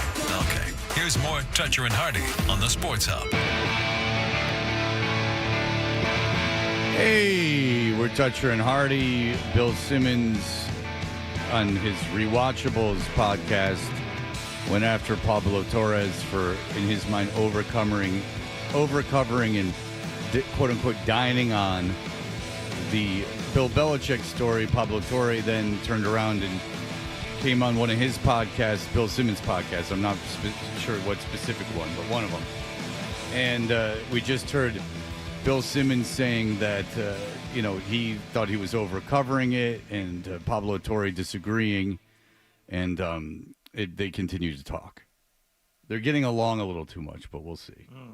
Why did it bother you? The media tour, the quote-unquote media tour, and I can explain what that was even from my perspective, of course. Okay. It seemed like you were so serious about it. I was like, why is he treating this like Watergate? Ultimately, who cares that this guy is dating somebody who's 50 years younger than him, who wants to be on his work emails? Is this actually an important story, or is this just a fun story to get clicks? I feel like that was my issue. And is that fair? You are not alone in that. Part of what I do in taking stupid things seriously is apply real award-winning investigative journalism, but to stories that real people find fascinating. Yeah. And so the thing I'm bugged by with you beyond the... You're still bugged? Well, beyond the credibility. I thought this was like a beef squash. Well, we'll see by the end. We'll find out together if we're going to be fine. Squashed. So you think this is important because you feel like this guy is losing his marbles, but he's also in charge of a North Carolina football program? I think this is important because Bill Belichick himself is a significant figure, and he is the highest paid employee in the state of North Carolina. He makes $10 million a year in taxpayer money, and also might be making that money back for the school. Well, we shall see. But did you watch a lot of North Carolina football last year? But this speaks to actually the real reason why I'm interested is that this is not merely an age gap relationship story. No, what this is, though, is to me a story in which one guy who we understood to be the actual archetype of one way of living life in America as a public figure. Yeah. Deeply private. Do your job. PR, the media. Yeah. Is now pivoting after he's thrown out of the NFL, Bill, as you well remember, and has to launch a half dozen media enterprises that he hands to a woman that, yes, he met, as we reported, on a plane when she was, and this was not known until we reported it, 19 years old. And he says, you're going to be my gateway into public life. So to me, there's a media story, there's a business story, there's a college sports story, there's a public money story, there's an NFL story. I think Pablo is making his case. Okay, and notice I did not stop that. No, I did not stop rather that well he's doing it. And so the first thing, it was toward the beginning, Fred. And I heard Felger Maz talking about this yesterday. I don't know if it was relation to this story, but it doesn't need to be. He said, well, I don't know if you're doing this because you think it's a serious investigative piece or if you're just doing it to get clicks. What's wrong with getting clicks on something if it's factual and it's accurate? Well, because we need to know if you can make great Shark Attack movies in 2025, which is an article that's on the front page of The Ringer, or the 54-minute podcast about Taylor Swift now, how she owns her masters. Yeah, I wish he'd bring some of this stuff up. He must know. Well, this article next to it is another podcast you can listen to about the real winners of the Taylor Swift Masters mega deal. Well, Taylor Swift, you don't put Taylor Swift on the Ringer website just to get clicks, would you? No, it's a story about how Jews have overcome all the hatred put towards upon them, just to get clicks. So how do you get paid, Bill? Is this a totally a philanthropic effort for you? Yeah, or do you depend somewhat on subscriptions, downloads, ratings, and clicks? Right, like every one of us. Every single person in the media business is doing it for the same reason. He doesn't trudge around in gossip. I mean, far be it for them to get into any of that, considering the cast of Survivor's 50 is mostly just confusing. Doing it, if you're doing it for a living, not as a hobby, not as a podcast that you do on the side, but if you're doing this for a living, you're trying to get as many people to listen, watch, or click on the stuff that you write. He's just doing this for clicks. But does Pablo Torre... That's a big part of it, yep. Does Pablo Torre have the balls to ask the story, whose story is The Last of Us really? I mean, are you willing to do that? Are you willing to take that chance? I mean, I don't think so. I mean, Bill Simmons is on with Joanna Robinson talking about your summer mystery binge drop. He's got a smile on his face. How about an endless summer vacation with Miley Cyrus? Something beautiful with Miley Cyrus. All right, here we go. Here is more Pablo Torre on Bill Simmons. What we report in the second episode, there's a thing on the website of New England Patriots, Gillette Stadium, called a fan cam.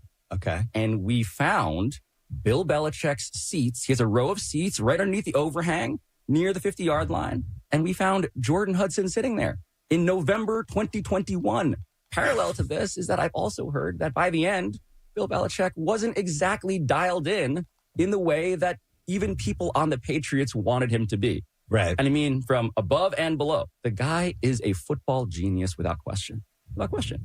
Yeah. But his coaching tree, think about the branches on it. Yeah. Who does he got? Seriously, who does he have? Well, he does a lot of his own shit.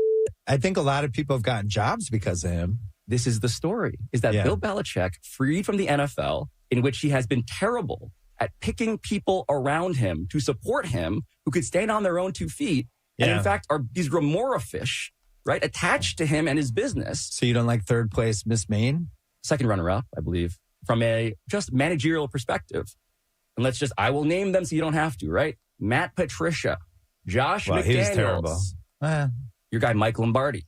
But the point is, when it comes to Bill Belichick now leaving the Patriots and being trusted with staffing a building, teams didn't trust who was around him. And one of the people who was around him, I'm saying, as early as November 2021, and certainly by the time of the Ring camera, which was released in November 2023, but happened to be taped because, again, I took a stupid thing seriously and went to the Airbnb after summoning an army of GeoGuessers. You know what a GeoGuesser is? Like these guys. I didn't listen to that podcast. I know. I don't think you listen to either podcast in full. Well, I'll say this. Can we just establish that? But I think the disconnect here is I didn't understand part of the point of this podcast is you will investigate something no matter how stupid it is. Yeah, he's being willfully ignorant. Just like he doesn't understand this story. I hope he's friends with Belichick, because if it's just because he's a Patriots fan, it's the saddest thing in the history of the world. That was great. Your guy, Mike Lombardi.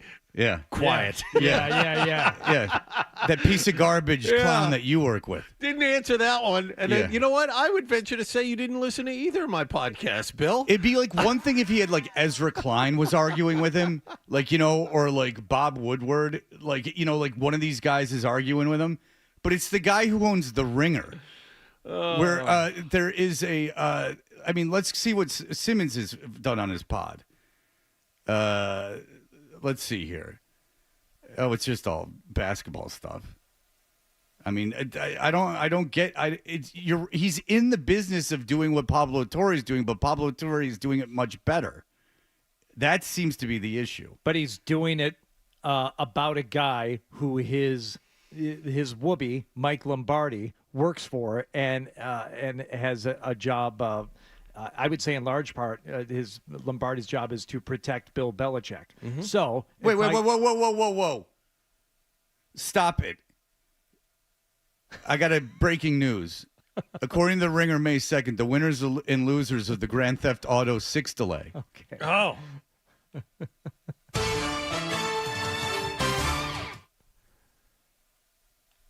That worthy of clicks. Yeah. The Minecraft mega hit, and the studio is best suited for Gen Z and beyond.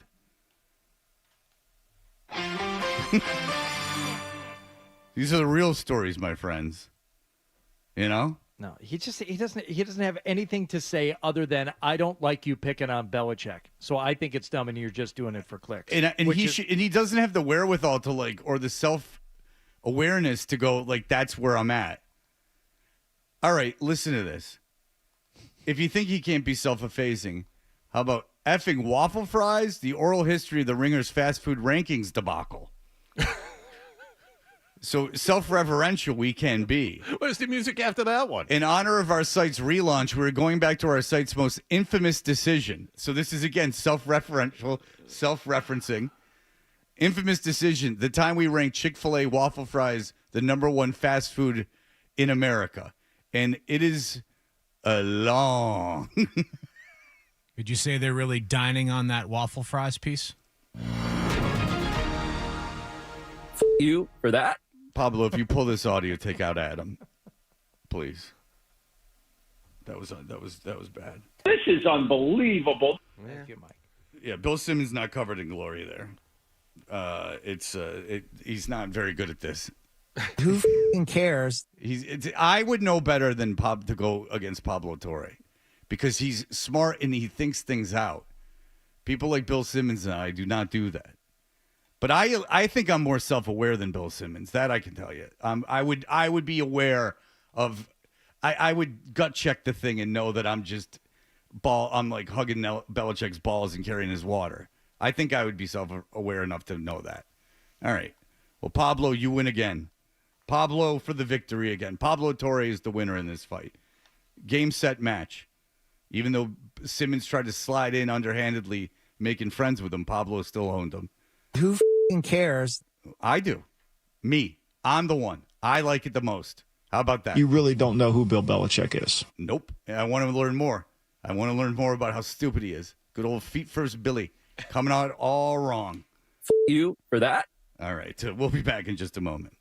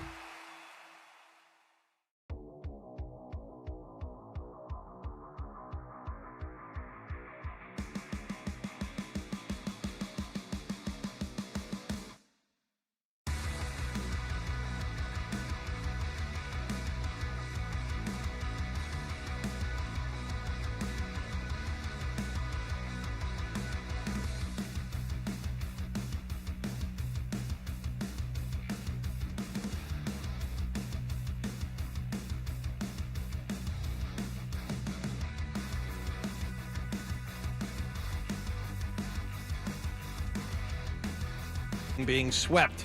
Patriots have signed their first-round draft pick, Will Campbell. It's a fully guaranteed 4-year, $43.66 million contract. In NBA news, the Knicks shocked everyone yesterday. They fired head coach Tom Thibodeau after 5 seasons and a run to the Eastern Conference Finals this year. Brad Marchand and the Florida Panthers visit Edmonton tonight. It is Game 1 of the Stanley Cup Finals. Sports Hub headlines are brought to you by Rapid Flow Sewer and Drain Cleaning, Boston's most experienced drain company with over 30 trucks in their fleet, and the only trusted by MassDOT and Massport. 800-286-FLOW or rapidflowinc.com, celebrating 40 years. I'm John Wallach on Boston's Home for Sports, 98.5 The Sports Hub. Your next update at 8:30. Get the app. There's the potential there for big stuff. 98.5 The Sports Hub app. Get the app. Half Toucher. Dressed like a gorilla. Half Hardy. A big, beautiful ball of flame. And a whole lot of Boston sports. And I have had many offers to become an insider. This has to be done, by the way, while he's starting this over. Chris Forsberg covers the Celtics for NBC Sports Boston. Talking Green with Chris Forsberg is presented by Bentley University, where good business begins and leaders come to learn. I think this was on MTV. That sound, like the bass sound, like that kind of thing. No, the thing here. Chris, shut up! Sorry. Jesus Christ! I'm telling you what it is. Oh my! You won't shut up. Well, you're doing the din over it. I'm trying to get Adam to hear it. One of you. Re-rack it. Because Adam can't hear it. Again. I got both, so the idea is I do it once, then I stop, then he hears it. Nobody says anything. He was with Prince. Bridge, round and round. Yes. That was the big kickoff song. Yeah. No. Didn't really happen. Quincy Jones prodigy, right? Like, they got him, put him on everything, and then he got in a little bit of trouble. Oh, I didn't know that. I didn't know that. Yeah, I don't want to besmirch the name of Tevin Campbell, who Can We Talk? I'm Ready. Like he had a bunch of hits. Always in my heart. And then he's turned things around in the aftermath. So you're telling me a child destined for stardom had some hurdles around the way. I know. Someone should write a movie about that. All right, look, he's still alive. That's winning. If you were a child star, Chris Forsberg is showing off for John. He has his Kid and Play cartoon shirt on last week, which you can tell is very reputable, reputable, and where it was made. Which iron did you use before you came in? Obviously. So this was my daughter was placing an order on Shein, and I don't know, it just popped up. Like when someone in the house searches Shein or whatever, like you get the targeted ads. And they must have taken all my interest and combined them. And so this popped up for like $11. It's a woman's large. The actual material of the sweatshirt, may I feel it? Yes, we want 100% rayon. Nice job. That feels unsafe. Well, I know that feels like an iron-on. No, you light. Do not put that in the wash. Yeah, Seriously. do not put that in the wash. I would go out in the that's sun. gone in 2 minutes. Yeah, don't get too sweaty in that thing, or that's just gonna dissolve. One wear, and then it's going right to the Salvation The chemicals made to use the actual material of the shirt feel unsafe. Yeah, I'm not comfortable breathing in this environment. All right, Chris, what about this Thibodeau firing? This is very shocking. I do think it's shocking because he had gotten that team to a place that they were perpetually trying to get to and beat some good teams along the way, pushed the Pacers at least a little bit in that final series. And I know they had their missteps, and every team did, like our own.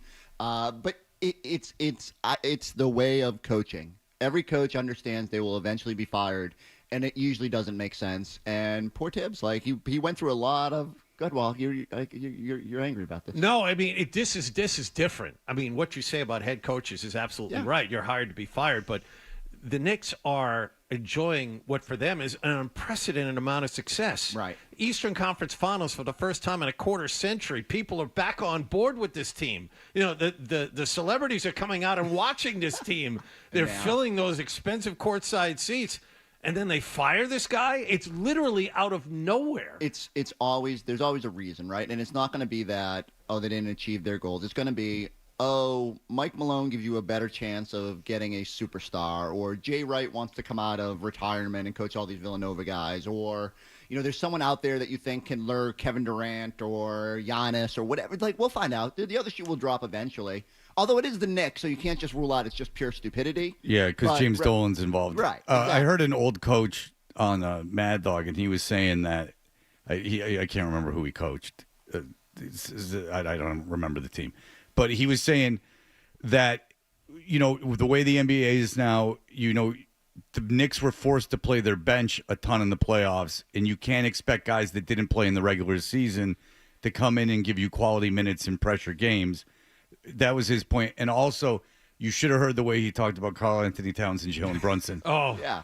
He's like, Karl Anthony Towns is one of the dumbest players he's ever seen. He fouls guys 50 feet away from the basket as a big man. Can't play defense. And he said Jalen Brunson's not only bad at defense. This is like an old guy, too, so he's like pretty cool. He's got like a New York accent. And he's like, Jalen Brunson, he's not even interested in playing defense. He's a puss. He won't. He backs away from screens. But that's not none of that is Thibodeau's Right. fault. Well, no, but if I can speak old man for him, I think what he was saying, because I'm getting there, I think that what he was saying was, look, you gave so many minutes to two of your starting five that don't have any interest in playing defensively. Right. So you didn't put that into them. There was no punishment for not playing defense. And then when you were forced in the playoffs to go deep into your bench and put guys on the court that could play defense, because remember, Brunson in those games wasn't playing for portions of the fourth quarter. Yeah. When you were put in those positions where you had to get better defensively, you had not played those. He didn't think Thibodeau had been fired at all. He said he was very surprised by it.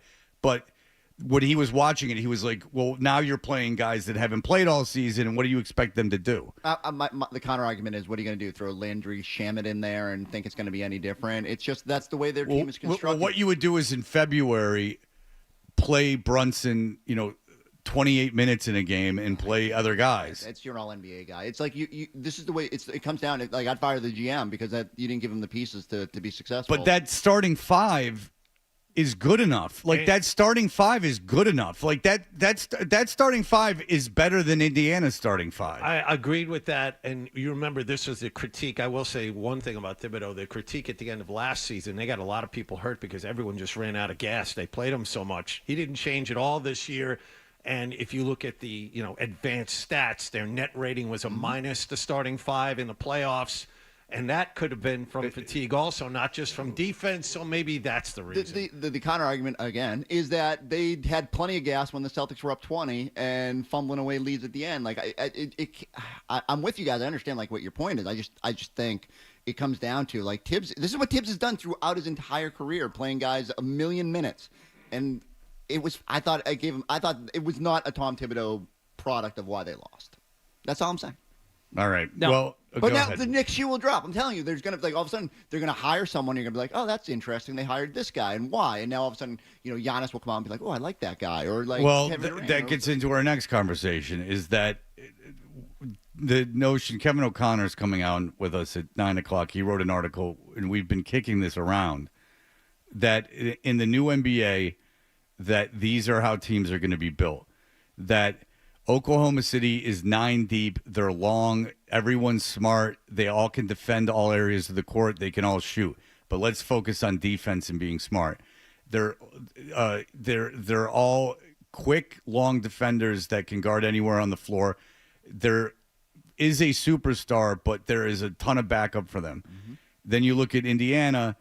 Sure, Halliburton's their best player, but he's an engine of something that's way bigger than him. They run 9 deep. They're all quick. They can all defend. They play in transition. They're fast. They're deep. They wear other teams out. They're all happy to fill roles. That's the other part of it. Yes. They can all do these things, but they all know their place. And now that with this notion of the new tax aprons and new CBA that you can't have 3 stars, that those days are over. We've talked about this, but Kevin O'Connor wrote an article that agrees with it. These days are over. Now it's about depth and depth on your team and ability to defend in quickness, basically. Yeah, I think one of the things that I think about the Celtics going into the offseason is people will say, and obviously it's weird because of the Tatum injury and a very murky summer, but what if they were going to add or change or do something?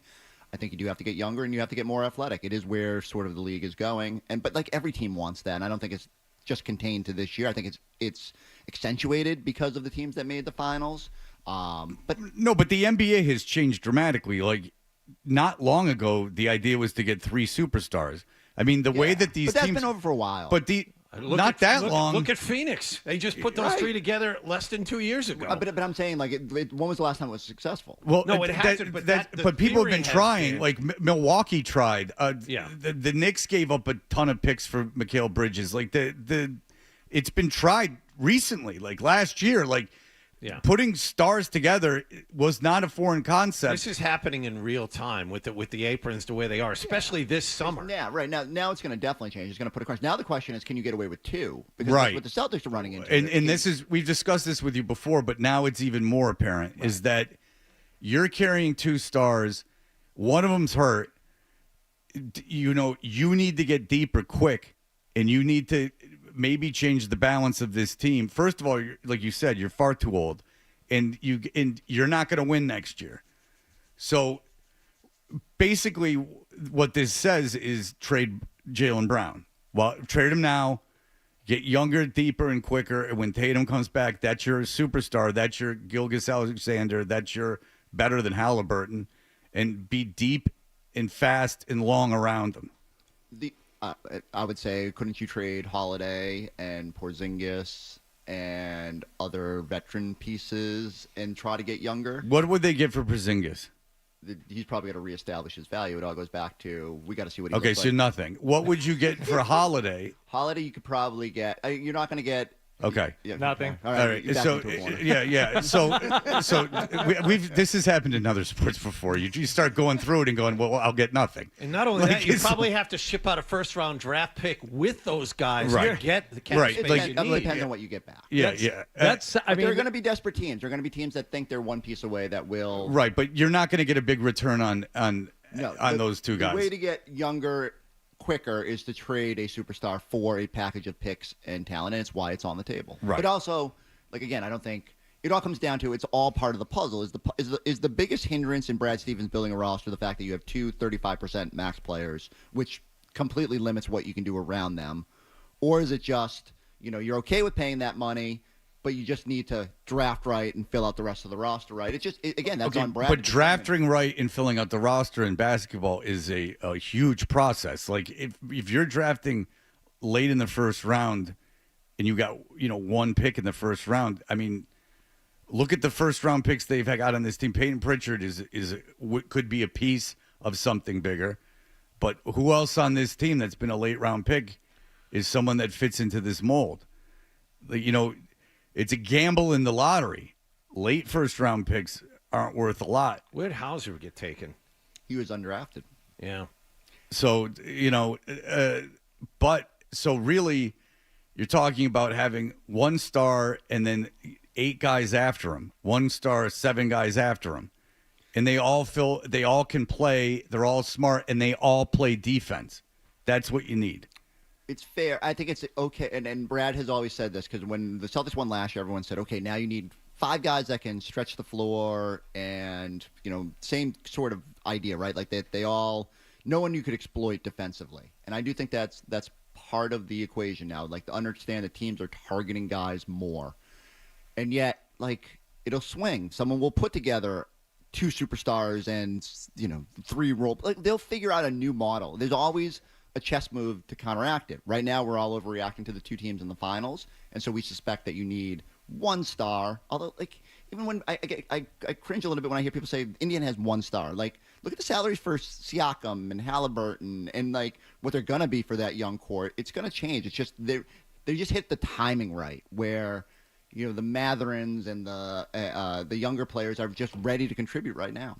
All right. Well, we have you, sir, for another break. You're not going anywhere. Ever. Sit. This kitten's got claws. All right. How come P.J. Tucker didn't contribute for the Knicks? Because he's 47 years old. He's like a coach on the bench. All right. We'll be back with more of Chris Forsberg. It's a segment called Backed Into a Corner, which we are. All right. We'll be back in just a moment.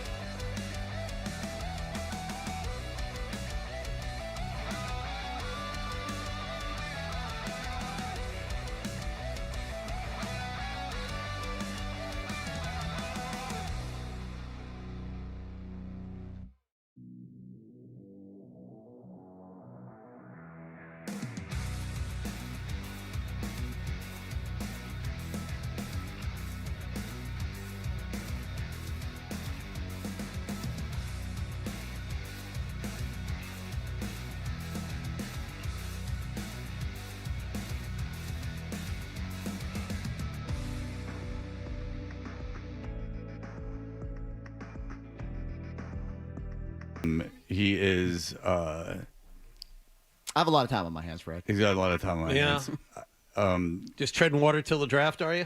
Pretty much. Yeah. NBA likes to go into like no big moves until after the finals. Don't want to take away any of that. Okay, so one of the things that I'm hearing is that if you are a real basketball fan, you will be very into this final. Like that this is for the real basketball fan, which I think is just a cute narrative to say, oh, you should watch.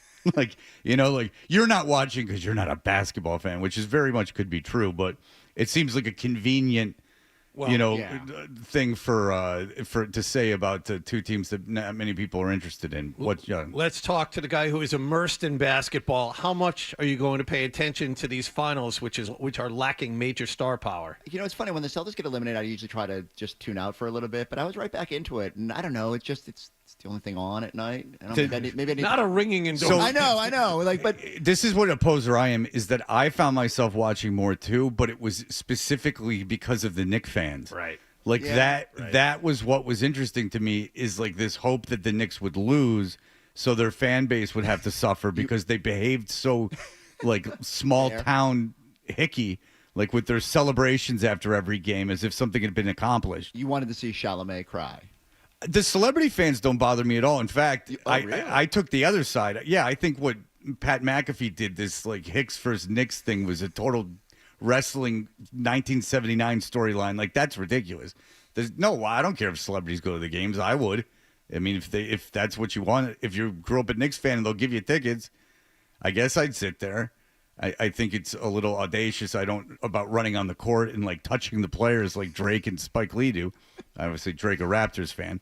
They let Drake just like sit on the bench, sit on people's laps, kiss them. Yeah. Like, they don't care what he does. Like, he pulls his pants down, they wipe him. Like, have you seen Drake at a game? I It's have. unnerving. Yeah. He stands like in front of the coach. It's very freaky watching it. I can tell you this. I actually, when I was with the Celtics in Toronto, they sit you down low. They sit you on press row, basically, like 2 rows back.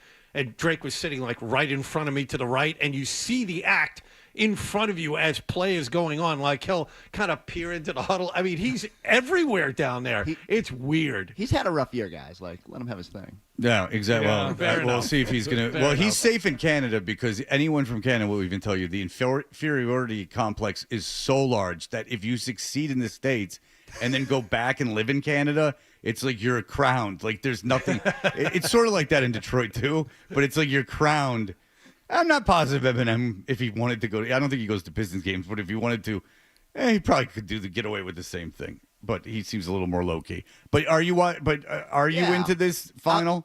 As a NBA junkie, I'll be into it. But I do understand if you didn't have a rooting interest and you were just tuning in to be like, oh, this is the finals, the games are going to have to be good to really win you over. They're going to have to really accentuate the storylines of, here's this Oklahoma City team that could be a juggernaut long term, that got this guy Shea in what was kind of like a lopsided trade for them, and they're building something special here. And then there's Indiana, which is like no one even thought they'd be at this level. I don't know. They've got to really sell it to the casual fan. Well, you're also gonna just on that first storyline alone, you're gonna have to sell the non-casual fans on the idea that you can still have a juggernaut in the NBA, because in addition, this new structure won't allow you to have maybe even 2 players, much less 3.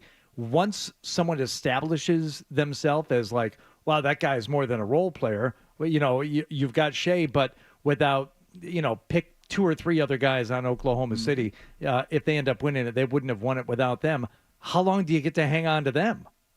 I mean, if they're on their rookie deals, maybe a couple years, but it's not like you're going to be building a decade-long team, and that's rare anyway. Golden State was probably the last team that was able to do it for any length of time. It's going to be a small market mentality across the league. Rookie contracts, you hit on one, but the second they're due a max deal, which is how long into their tenure? Usually 5 years, 4 years. Then you have to swap them out, and Sam Presti has all of these picks, and if he hits on these, he can replace these guys and make a factory out of it. And that's the one thing that Oklahoma City has that every other team does not, is the picks. They can get in on a veteran player. They can maneuver around whatever. Whenever something becomes an obstacle, they'll be able to maneuver. I think the other way you sell it is, hey, look, this team had Durant, Westbrook, Harden, couldn't get there, couldn't get it done, and now look, they went young and went through this kind and none of those guys are playing. Don't you want to watch? Well, but again, like, I think there's a storyline Yeah. there that people can get behind. Like, wait, okay, so the superstars aren't out there, but now they've found this guy, Shea, and developed him and got him to a level where he's the MVP. And I do think the casual fan can get hooked, but the games have got to be But good. what are the odds of that happening? Oklahoma City hasn't lost to an Eastern Conference team in 5 months. They beat Indiana both times they played them. This series is supposed to go 4 or 5 games. What are the odds you do get good games here? I'm left hoping. I'm hoping that like Indy has a little momentum here, that they are more difficult than people know because of the way they play and the pace they play at. But undeniably, they've got to be great in this series to make it interesting.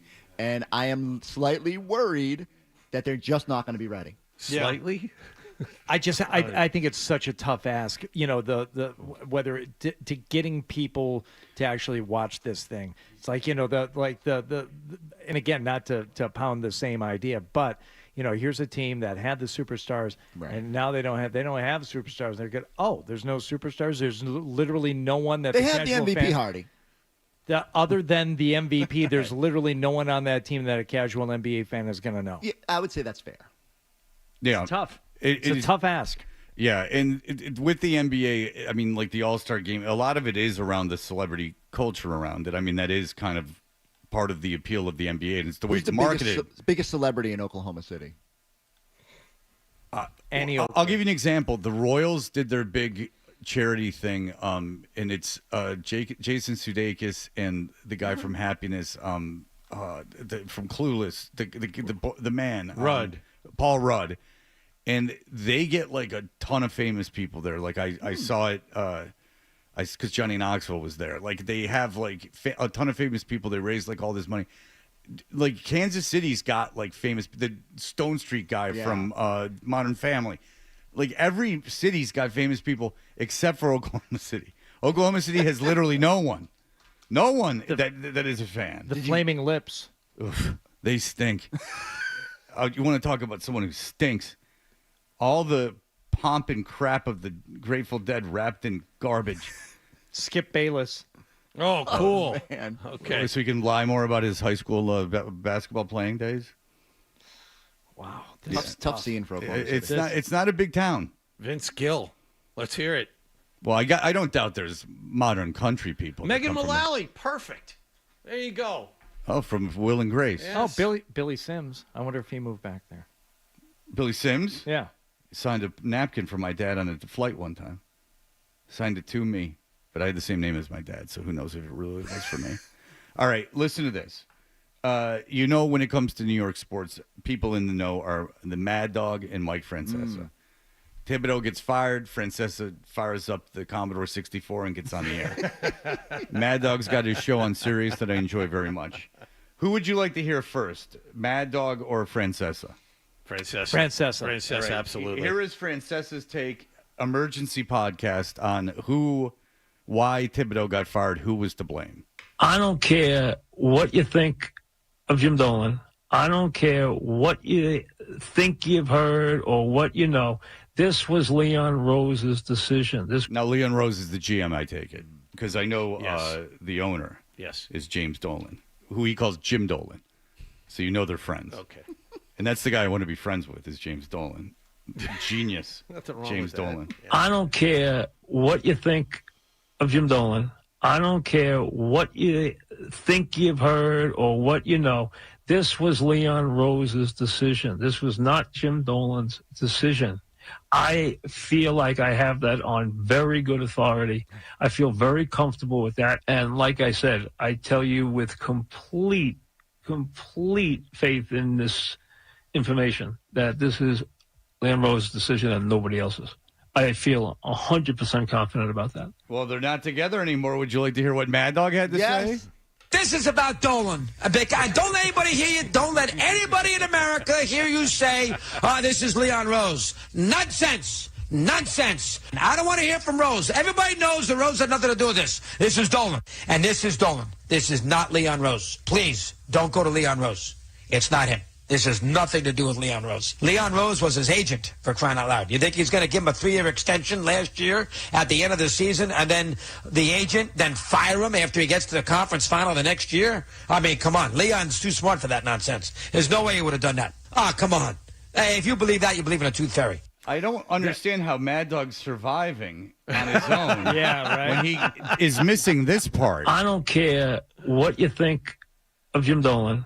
I don't care what you think you've heard. That's the piece that he's missing. That's Right. the piece that made Mecca the Mad Dog so magical. Facts are fact. Was the anchor around his Yeah. waist pulling him down at all times. It was great because they were so different. No, it was great because of Mad Dog. And Mike sat there and said everything very slowly and boring. We needed someone to hate. Francesa's very hateable, very quick. Yeah, sure. Yeah, Even- that's what everyone needs. Even if you convince yourself it's the GM and not the owner, the GM doesn't do it without the owner saying okay.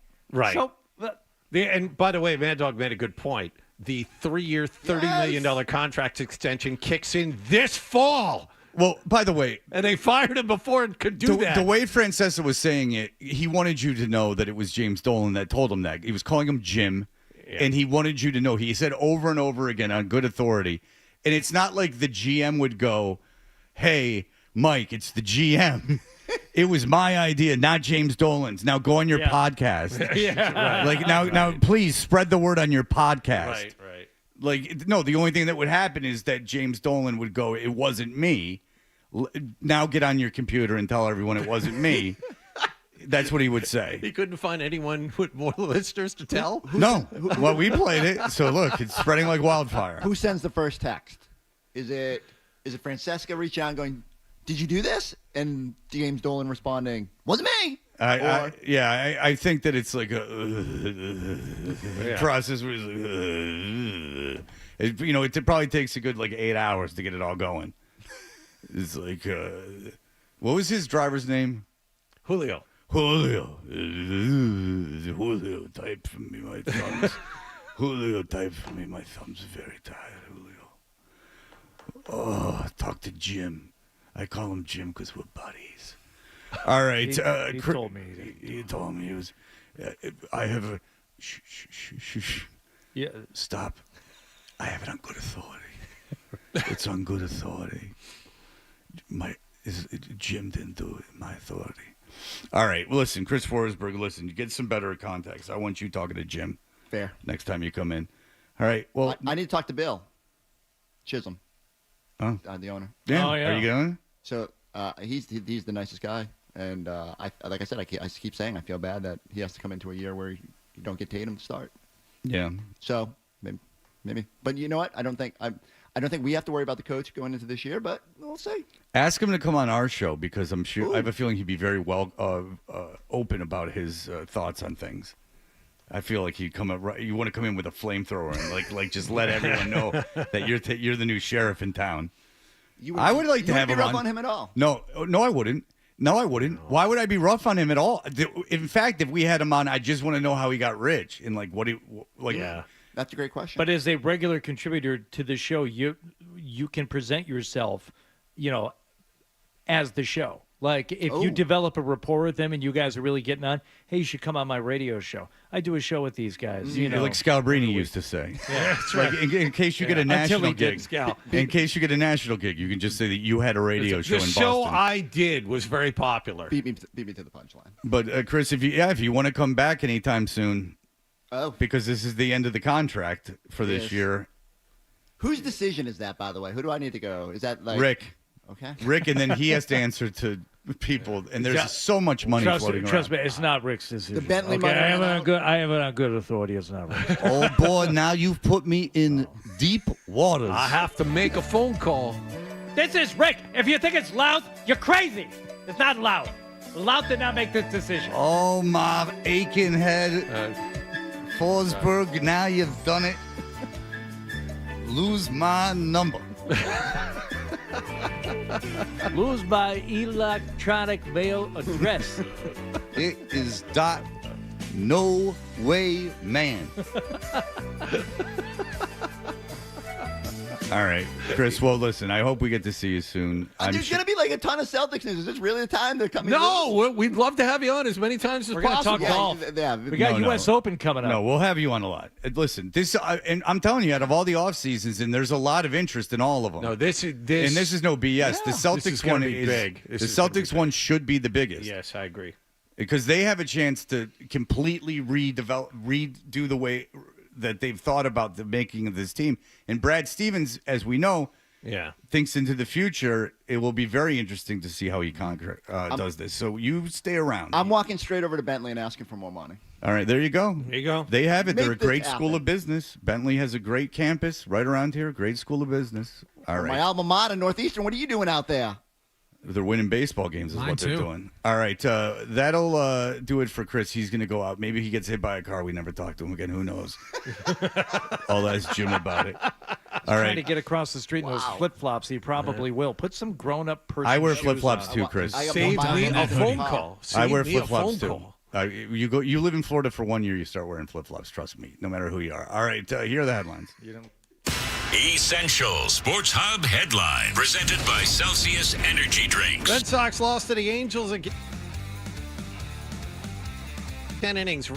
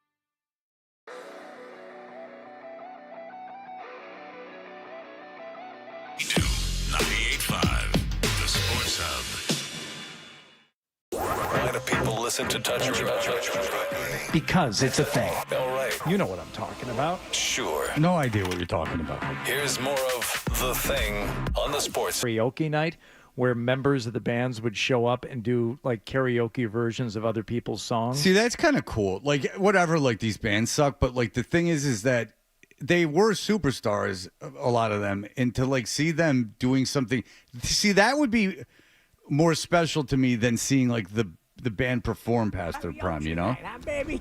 Yeah, that's right, Chili Guy. We're going to have a karaoke Richie night. Yeah, karaoke Richie night. Absolutely. See, that's good. So they do stuff like that, and that's what you'll be doing. You'll be like introducing those guys. That might be actually fun. So I think I'll be introducing bands as they're playing, and there's a bunch of bands. It's you nailed I think 5 of them without even knowing. Do you remember? Yeah, but it's so eclectic. I remember the ones like TLC. Yes. And oh boy, when I told you 90s alternative acts on a 90s cruise, Fuel. Yes. Okay, because it was not Collective Soul. Fuel. Is there a version of Smash Mouth playing that thing? So I think that was the first one that you Okay. guessed, and yes. Okay. So TLC, Fuel, Smash Mouth. Who's the lead singer? Isn't he dead? We don't know. There's another very obvious one. The guy is on the TV a lot. I think I remember one being Better Than Ezra. Better Than Ezra is another one. Yes, correct. Oh, the guy. Oh, Sugar Ray. There you go. Oh boy. Oh, Sugar Ray. Well, he's not on TV a lot. He's a meme a lot because he screwed. They played the bum bum bum bum bum bum bum like that. Whatever R&B song that is, jump on it. My pony. Oh. They played My Pony, and he's like, but he goes, you didn't think we'd be doing this one. Bump on it, my pony. And it's just like, you can't sing. Very small penis, according to Bobby Brown, the singer from Sugar Ray. He was very uptight about the size of his penis, especially after she had been with Tommy Lee. Well, according to the book I listened to, that Bobby Brown, not the singer Bobby Brown from Boston, but the super hot model Bobby Brown wrote. Oh, from the Warrant Cherry Pie video. She was married to Janie right. Lane, rather. Yeah, so it's TLC, Sugar Ray, Better Than Ezra. You mentioned Fuel, Smash Mouth. Also, En Vogue, the band Tonic. Ooh, Tonic were the worst. If Leslie you could cried during their live only acts. see the way I love Our program director cried like while they were doing their live acts. You know the small like things that you'd record and play on the air. Yeah. They were playing, and she started crying. I'm like, this band sucks. Tonic sucks. No, they're really good. No. Tonic sucks. Like that band, and that's where I met my ex-wife, was backstage at a Tonic free show. That's why you don't like them. No, it was I'm very glad that we got together. We have 2 beautiful children. But Tonic are okay, this is an exercise. If just not like by definition of like, even if you have one okay song, you're kind of removed from the list, because one hit wonder doesn't count. So Fastball's out. Just in terms of all those alternative bands that weren't new metal, is Tonic the worst out of all of them? That is a question to be answered. Marcy Playground's worse. Marcy Playground's pretty bad. Sex and Candies, though, is better than Tonic. No, okay. Sex and Candy's horrible. It's a terrible song, but the thing about I don't know it is anything there's else not even they did. really a hook to it. Like, at least If You Can Only See has a hook to What's it. the I'm not saying hook? it's good. What's the literally hook? The beginning of the song, they lead with the hook. Yeah, it's like the Beatles. She loves you, yeah. Yeah, one's catchy and one is not. I say that's not a hook at all. Oof. Cold vocal start. The famous reggae act. Yeah, I like Maxi Priest. Another legit good band from Detroit, Sponge. Mm-hmm. EMF. And Unbelievable band. Yeah. That's right. Now, are you sure? Could you They're not done, but they've already said they're not doing Unbelievable. Oh, good. They're not going Get that out of the way ahead of time. And if everyone can leave the room. I'm sorry. They're only performing Unbelievable. Oh, I'm sorry. I had that mixed up. Could you, with all certainty, call me from the boat and say these are the original members of EMF, or that they weren't the original members of EMF? Just put a baseball cap on the bald one, and then there you go. There's the band. And DJ Cool, Let Me Clear My Throat. Bow, wow, wow, wow. Well, that I guarantee you they play that more than once. All right, we'll be back. Kevin O'Connor wrote an article that and not to mention Downtown Julie Brown and Matt Pinfield. Maddie Pinfield's represented by my agent. How old is Downtown Julie Brown now? Not too old enough to be attractive, I bet. Kevin O'Connor is going to join us. He wrote an article in Yahoo that kind of echoed some of the things that we had been discussing regarding the Celtics and about the future of the NBA and how this finals kind of defines it. We'll be back. Toucher and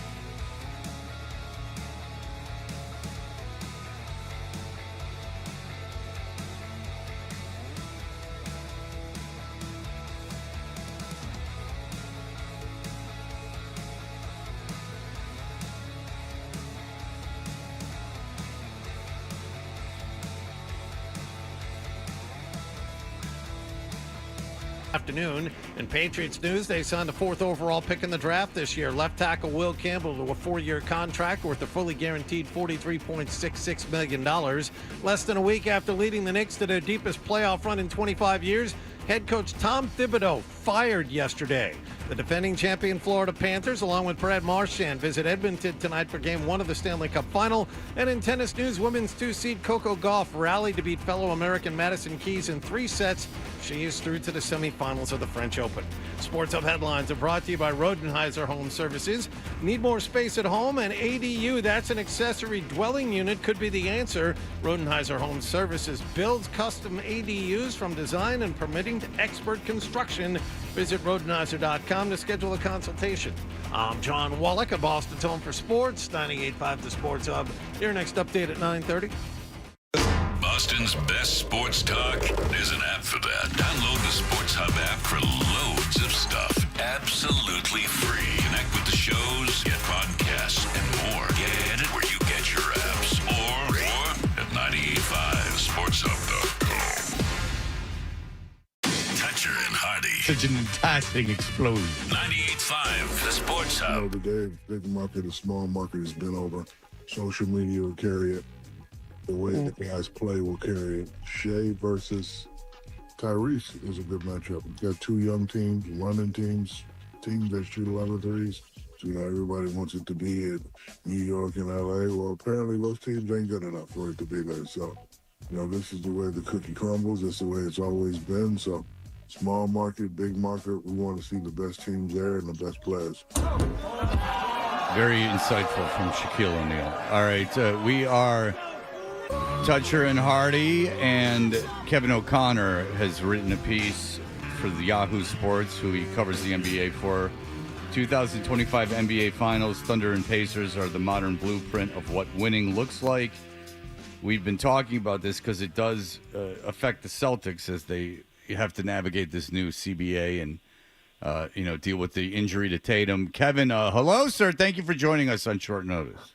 I appreciate you guys having me on. How you doing this morning? We're good, but we had all read your article, and we went to Johnny Boy, who doesn't do much, to be honest. We went to him, and he said, I'll text Kevin. And we said, oh, Jesus Christ. Let's hang on to this with two hands. This doesn't happen every day, so he got you. Thank you. And thank you, Jonathan. I appreciate it. All right, so kind of explain the theory as you look at these two NBA Finals teams, the way they're put together, the way they play. What makes this different than, say, the teams that used to dominate 5 or 6 years ago? I mean, I think you look at Boston last year, you look at both Oklahoma City and Indiana this year. They're deep teams without really any holes. They are teams that obviously shoot a lot of threes, as said in that clip you just played. And I think with these types of teams, they both have versatility as well, both lineup versatility, different guys who can attack off the dribble. And I think for a while in the NBA, so often, you talk about 3-and-D players, role players that could shoot spot-up threes and defend multiple positions. But I think nowadays, you also need to be able to make quick decisions off the dribble, attack a closeout, be able to kick it out. Obviously, Boston last year, driving kick offense is one of the layers of what they do in the half court. But Indiana and Oklahoma City both also have that quality as their team, too. So I think it's what we're seeing with Boston last year and Indiana and OKC this year is really just an evolution of just how many skilled players that there are in the league at cross positions, including with bigs, but also just the threshold for needing to reach in order to receive minutes in the postseason as things get deeper in the NBA playoffs. Okay, so you're right about the fact that with, I think, both the Thunder and the Pacers, but maybe it was specifically to the Thunder, that there are no weak links. So, and with regard to being able to shoot and defend, are you saying that the going through, let's say, the starting five and at least two bench pieces, that all the guys can do both? Is it you have to have at least an outstanding game in one of those two areas, shooting and defending, or does it have to be both in this modern blueprint? I mean, I think you can obviously, poke holes. I think, OKC is going to be attacking Tyrese Halliburton and trying to exploit him. He's probably one of the weaker defenders of Indiana, but he's a better defender for the Pacers than he was a year ago when the Celtics beat the Pacers. He's improved a lot on that end of the floor. I think Boston last year, you could really poke holes and say, well, Sam Hauser is the guy you're going to attack, but he's improved to a point that he's not a weak link necessarily, especially in combination with the other four guys that would be on the floor with him. So I think when it comes to not having weak links, OKC definitely exemplifies that better. There are no weak links on that team. You can't pull out SGA on the perimeter and attack him. He is a good individual defender as part of a great five-man unit. There's no one guy on that offense in the half court that you're completely comfortable sagging off of and funneling shots towards him with him to be a shooter. Whether it's Caruso, who's had ups and downs in his career, or Lou Dort, those guys are capable of catching fire, especially when they're left wide open. And so when it comes to not having holes or not having a weak link, OKC is a very extreme example, but it does follow Boston last year. Boston last year, with a lot of their five-man lineups, there really were no weak links. There's nobody you could pick on either end of the floor. And so maybe for championship-level teams, the threshold for reaching that point is a bit heightened than it was in recent years. And I think also related to that, though, is the buy-in necessary from stars. Tatum and Brown last year, Tatum did not have the best scoring series, but he still had a tremendous series in the finals as a defender, as a passer, as a rebounder, doing the other things on the floor. And with OKC, SGA or Jalen Williams can have an off-scoring night but still impact the game positively. In other words, can you win nowadays with, the Luka-style center of your solar system, or does a player need to be part of the fabric of that system more so than just being kind of the on their own stage as a standalone star? I think it's clear that it's option B, and keeping that in mind, Kevin, in today's new CBA world for the NBA, how do the Celtics and other teams go about accumulating talent to do this? I mean, it's going to be difficult. Obviously, Boston with what they're facing this offseason, in all likelihood, trying to get under the second apron. You might lose a guy like a Drew Holiday. You might lose a guy like a Derek White. Who knows what path Boston would end up going. And it's easier said than done to find those guys. I mean, it's you need some luck as well. Who could have thought for Boston Drew Holiday would become available after the Bucks get Damian Lillard? Sometimes it's good fortune that comes your way. But ultimately, the draft is going to be valuable. Boston has 2 picks in the middle of this draft of 28 and 32, and that's an opportunity for them to either take 2 guys to have as part of their system moving forward, underneath Baylor Shireman and Jordan Walsh and some of these other young guys that the Celtics would still hope develop, but having the youth as part of the rotation. I think both OKC and Indiana in this year's finals also exemplifies that as well. OKC's filled with young guys, and Indiana has some guys that they've drafted on their bench that are part of that rotation as well. Is it just as easy as doing what Sam Presti did and selling off your stars for huge draft picks so you can replenish once all your other players, kind of outgrow their salaries? Yeah, I don't think it's that easy necessarily. But obviously they got a great return for Paul George. But ultimately, I think for Boston, that's the big philosophical question facing that front office this offseason.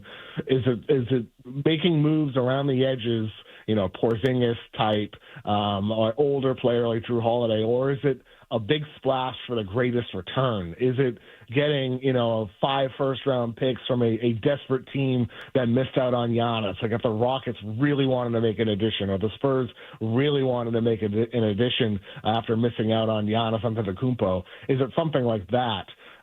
And ultimately, I do think for Boston there's incentive to go that route, but ultimately breaking up the Tatum Brown core when the East is so weak, trading a guy like that when in theory you could get back to championship contention if Tatum were to return earlier than anticipated, if he were to return in 8-9 months in February, March, April or something like that. I don't see Boston preferring to go that route, but it should at least be an option on the table. Yeah, but it would seem that even if Tatum got healthy and it was Tatum and Brown and you had lost all these other pieces that were part of your core, that you would be not anything like Oklahoma City or Indiana. Well, maybe. I mean, let's just say Drew Holiday is the guy the Celtics trade off to get under the second apron this year, and let's say they're able to do it in a way that they really only get picks back or like a cheap player who's not part of the rotation. Maybe Baylor Shireman becomes a guy in the rotation next year. Maybe Jordan Walsh things click. Maybe one of their rookies they draft ends up being one of those low-cost rookies as part of the rotation. Like Drew, like they're in the second round this year. They were on the verge, if they didn't blow 2 20-point leads, of making another East Finals, and who knows what would have happened against Indiana. They're still close. And so, maybe you get some improvement from some of the young guys to round out that rotation and replenish what was lost from a guy like Drew Holiday. I think the East is so weak, you can't rule out even like a slightly diminished or younger version of Boston from being in it next year. So I think I wouldn't go too far away of the contending path on the Celtics for that reason, as weak as the East is. If you were the Celtics, under any circumstances, would you play Tatum next year? I mean, coming off an Achilles, I don't know. Even if I thought he could play in the playoffs, that I would play him. I might just go take a year. And let's, because the worst thing that happens, you put him out there again. I mean, this is no joke. Nothing you put him more out there again, he important than can't. that guy's health. If you're going to keep one star, he's the guy. So, for sure. I mean, look, if March comes and the Celtics are the 3 seed and Tatum is totally cleared, totally healthy, doctors and the second doctor, third doctor recommendation, everybody says, yeah, he's okay to come back and ease his way back in, then maybe you play him. Maybe you play him because you feel like you have a chance to win a championship. You feel confident he's not going to get hurt again. Because it's not like guys have not returned from a torn Achilles in 8-9 months before. So, but basketball players have. I know football players have to mixed results. Not as many. Not as many. Because it just seems. It seems to me that basketball is like the hardest one to come back from. That you're cutting on that thing so much, and you're jumping off of that. Like elevated risk, right? Sure. Like if I was the owner of the Celtics, if I was an owner of a team, I would not want to be involved that much. I would just want to sit there. But if I was the owner of the Celtics, I would actually say no, no, no, just 1 year. We're eating this season. I'm not screwing around with this. You show up at a practice in March, guys. I know it's the first time I've actually been here, but. See that guy out there? Have him sit. The one I'm paying all that money to? Yeah, he's not playing. Okay, we'll give him 1 year. So how about this, Kevin? Because, again, we've been talking about it now for a while. You wrote about it, how the super team era is over. No more 3 stars on a team. Can you even have 2? Can the Celtics afford to? And should they move forward with Jaylen Brown and Jason Tatum? Is that the wisest thing? Yeah, I think you can have 2. I think it's reasonable to have 2 in today's league. Ultimately, would I consider moving Jaylen Brown? It depends on the return. I think, you look at what the Knicks gave up to get Mikal Bridges from the Nets last year. It was effectively 6 first-round draft picks. Yeah. An absurd amount for Mikal Bridges. If you're able to get that type of return for Jaylen Brown and it gets you cleanly under the second apron, then sure, I would consider moving Jaylen Brown, and maybe you take a step back. You definitely would rest Tatum all of next season, and maybe you're in the draft lottery next year, and you can get lottery luck like the Mavericks did this year, or it seems like a team does every year with the flattened odds. So I'd be open to it if the return is significant, but ultimately, regardless of Tatum's status next March, even if he's out for all of next season, I still think you're still so close. You don't want to veer too far away from that unless the return is so overwhelming. It's like, okay, screw it. We kind of have to go this path. There's nothing else that makes any more sense. All right, Kevin O'Connor, read it on Yahoo. We appreciate the time very much, sir. Thank you so much. Appreciate it. Have a good morning, guys. Thanks, take it easy.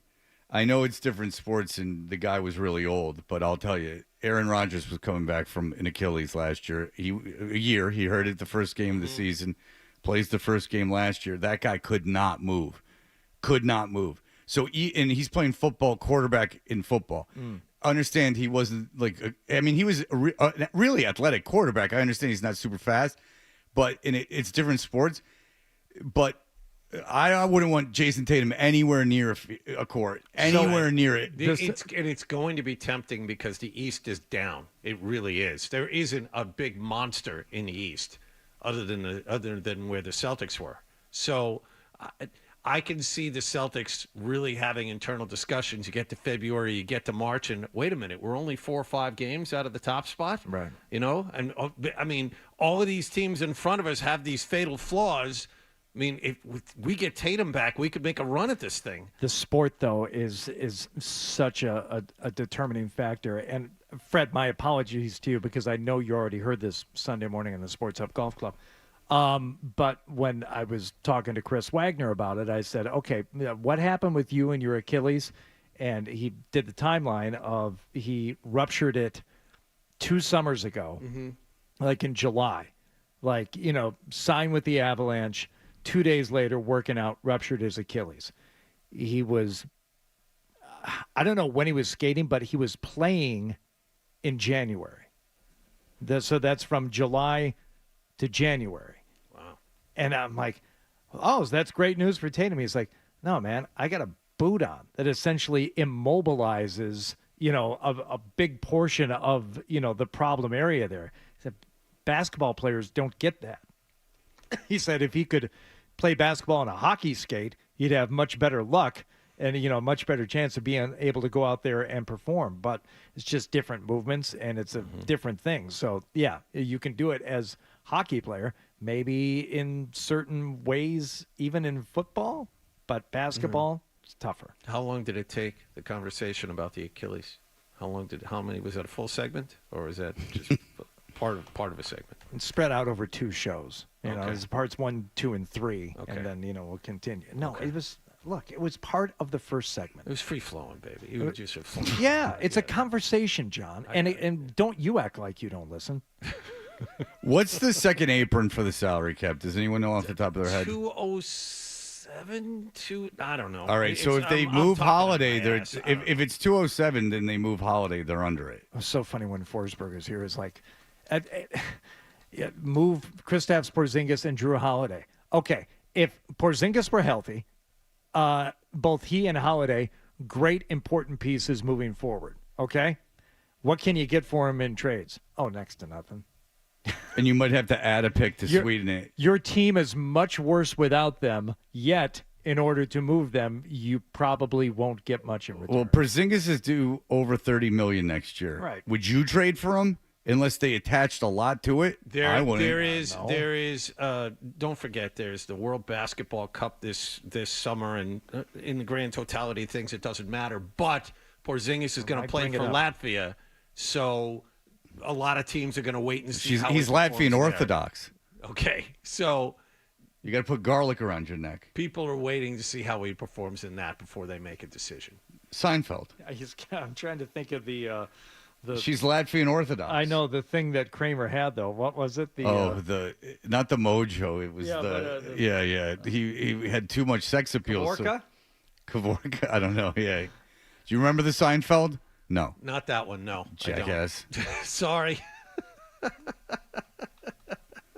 What was the guy who led the cult that? Then I'll do this. What was the guy that led the cult that lured Kelly in? What was his affliction? It was Professor Finley. It was Professor Finley. He was in a wheelchair. Yes. Yes. I don't know. I don't remember the affliction. I just wanted you to remember he was in a wheelchair. He was in a wheelchair. Yeah.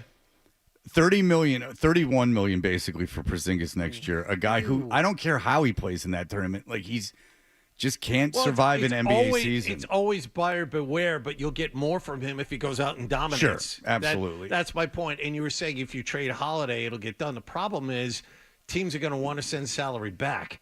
So it's not just 31 million you're dumping. Right. It's 30 minus whatever. Exactly. That's the problem. Right. Like very few teams could take it off your hands. You're not going to say, oh, you know what? We'll give you 2 first-round picks for Drew Holiday. Right. Exactly. That's not going to happen. No, it can't happen. And he's going to. Well, yeah, he's going to. You know who could absorb that? He's going to be 35 in 6 days. Detroit could absorb that. Oh yeah. They're under the cap. Way under that apron. I don't want to lose Drew Holiday, but I like him. I like him for Detroit. $70 million under that apron. Wow. Yeah. How about that? Yeah. And he'd be you watch really that good. team 2 more years, John. No, I yeah. was telling you before they spiked this year they were going to be good. You never said that. I most certainly did say that. Oh. And And by no- the way, and no one's due a pair. That's And not no a one's surprise. due a payday. No one's due a payday on that team. But the other part of it is they have so much young talent. You put Holiday on that team, that would be perfect. That's Yeah. a very good call, Hardy. Yeah, maybe a year early. Man, they have so much cap. Why don't they just go out and get something huge? I don't even think, considering we're just saying the East is so weak, I don't even think you have to wait 2 years. Because I like the idea of them really being able to do it 2 years from now. So don't screw it up by getting something huge right now. They could get themselves a nice bottle of huge. All right. If you're on the phone, stay on the phone. I'll take your phone call. And we'll read emails. It's a very loose affair here on a Wednesday. We'll be right back. Here are the headlines. Stay tuned for more Toucher and Hardy on the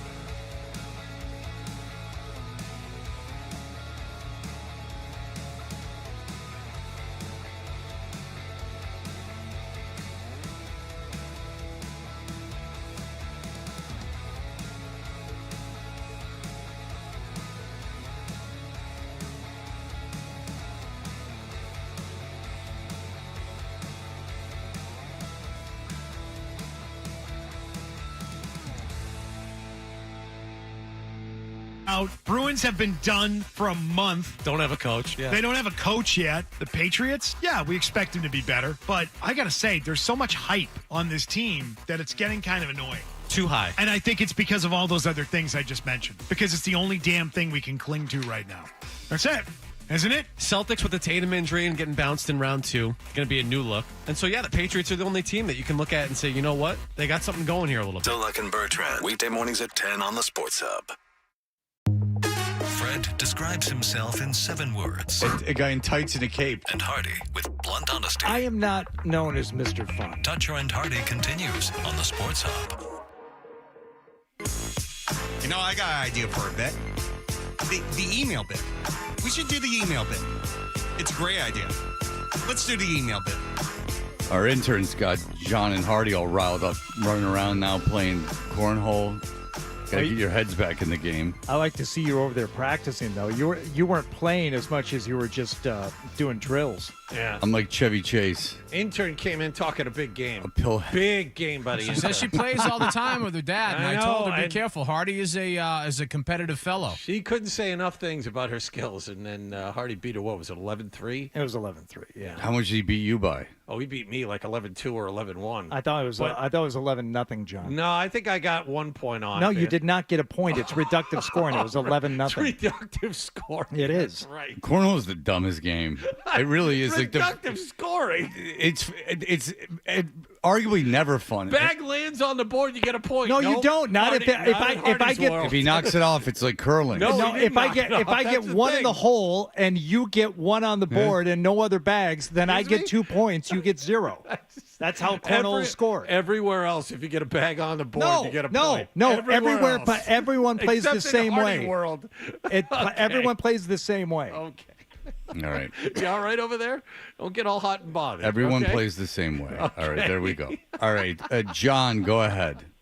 Hey, what's going on, guys? I'm a big fan of the show. I have a question. So I got a text the other day from my friend. She was like, "Hey, we're going to this concert for my birthday." And in New Hampshire, we don't really get a lot of great concerts. So I'm going to see Fish, and I don't want to, really, and I wanted to get your advice. Am I about to walk into a show filled with a bunch of Mike Tuggers? I need to get some advice on that show. The answer is yes. What is it? What's it about? It's going to be guys in their 50s. Listen to me. It's going to be rich guys in their 50s. Oh, in the Northeast is a real cesspool of it. And then it's going to be... It's at this new arena in New Hampshire, by the way. Oh, yeah, they got to spread it around. And then they can sell it anywhere.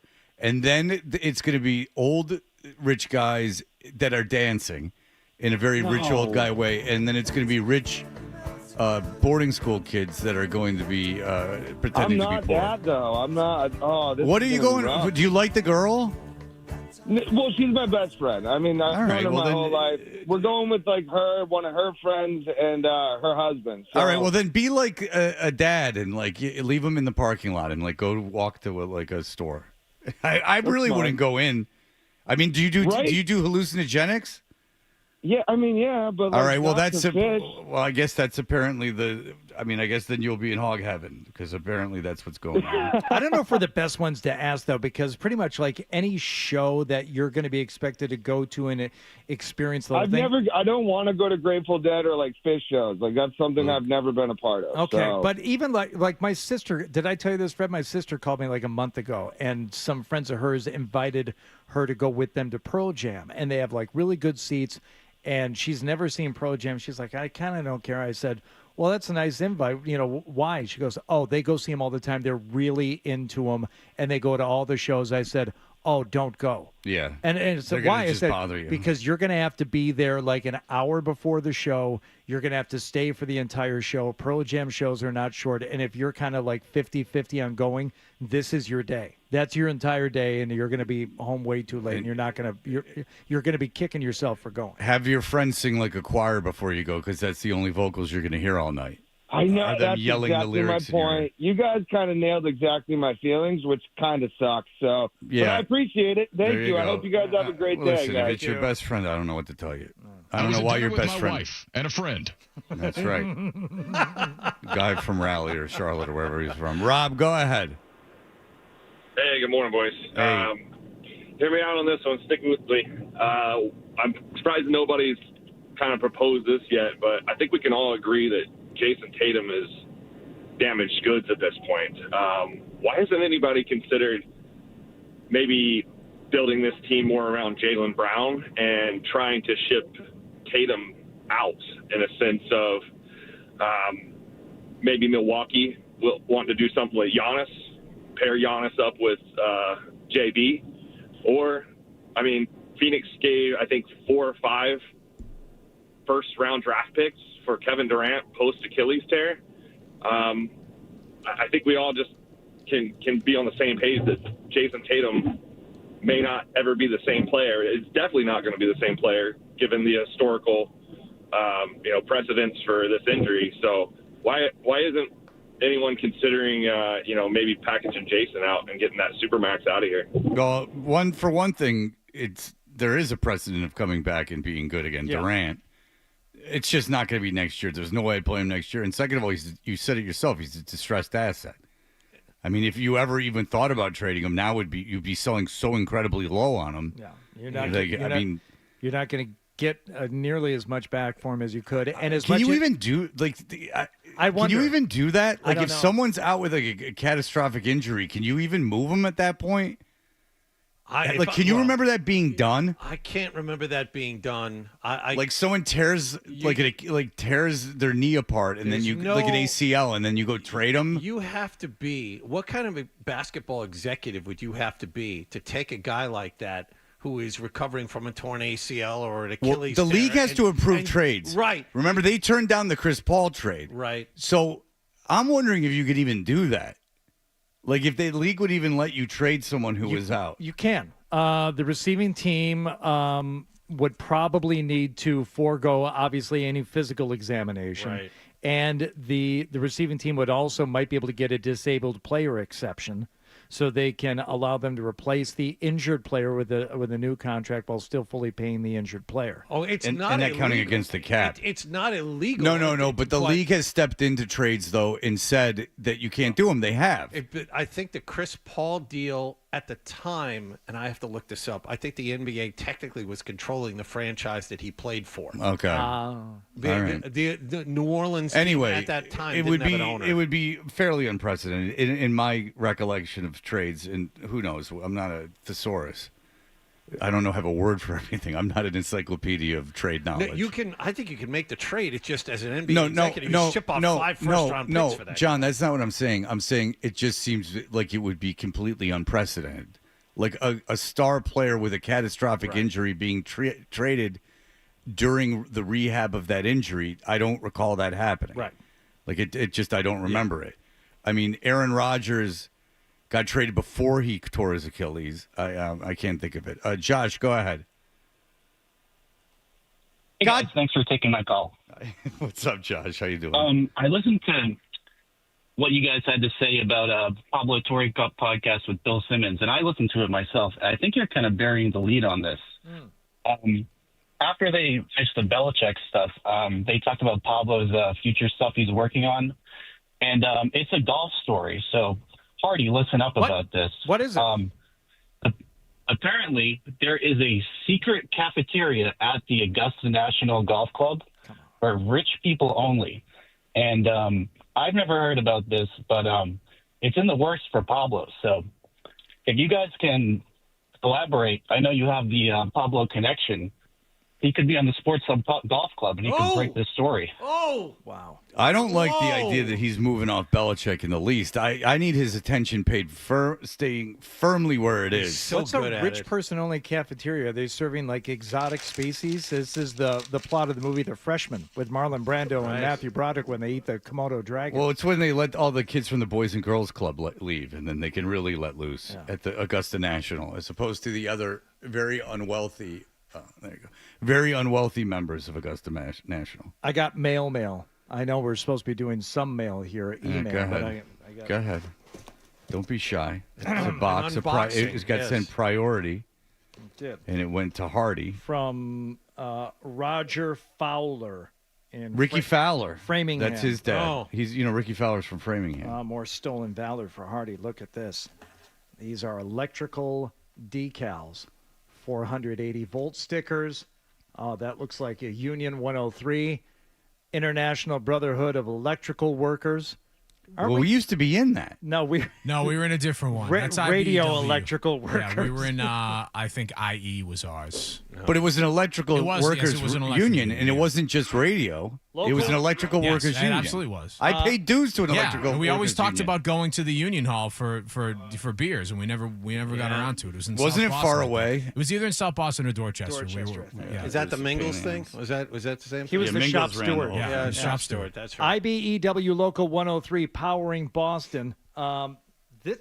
Is this like wearing like the Outlaws leather vest? Can you walk around wearing this if you're not actually in? Is this like wearing a Mongrels jacket? That's I don't right. know. Like if you're wearing the patch, Yeah. you better represent. Ben says, "Gentlemen, does Fred's dad listen to the show? Livy Dunn just read a Raising Cane's ad. If he has ED issues, I suggest he listen. Great show." No, my dad doesn't have erection issues. He's banging my mom constantly. It's gross. They're always hooking up in front of me. Like my kids are in the house, and you just hear, and it's like Grandma and Grandpa are banging again. Grandpa's like, I can't get enough. I've been with your mom for 60 years. I love it so much. It's so fun to be with this 82-year-old. I love it. Just picturing those two going at it. It's crazy. But it's the way I was raised, just sex is a gift from God, and that's the way, and cherish your partner. That's the way that I was raised. This IBEW Local 103, they've got some partnership with the Patriots. They have actual Patriots logos on their stickers and on one of these shirts. Or unless you just expose them for copyright violation. Yeah, all right, you know what? Come after me. I dare you. I hope you like your lights on. Turn it. You come after us, your lights go off. That's right. All right. Well, thank you to the union that gave Hardy all those things. IBEW Local 103. There you go. Some say that they're a great union. Some say the best. But who am I to say? I've heard it.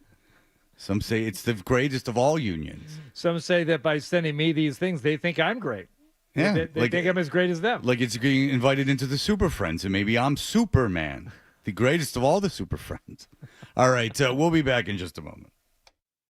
Essential Sports Hub headline presented by Celsius Energy Drinks. Another day, another one-run loss.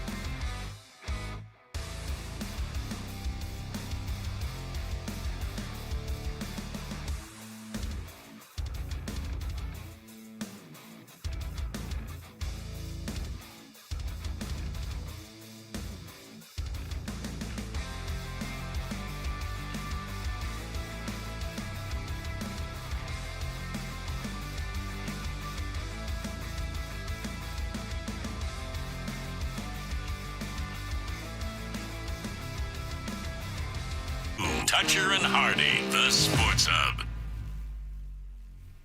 We know what you're thinking. What could I possibly have missed from the show? It's time for The Stack on Toucher and Hardy.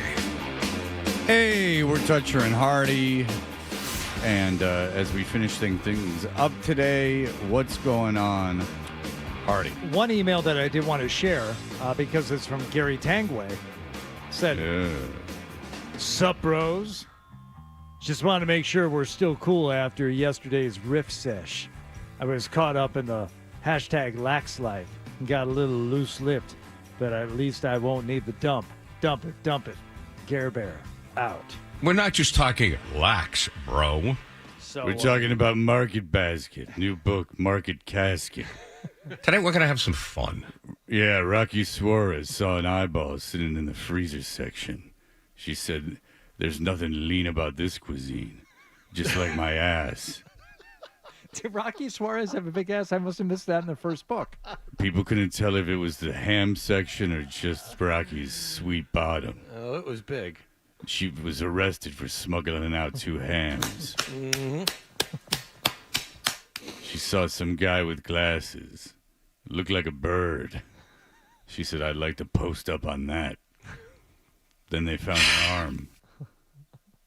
Because some crazy guy was leaving dead body parts at the Market Basket. She slung the soaked limb over her shoulder. Take notes. And waited back towards Get the intern in here. Have her type. Now right. Rocky had a cut-off leg to deal with. And that ain't fun, baby. So, maybe we'll finish off the Gare Bear stuff tomorrow.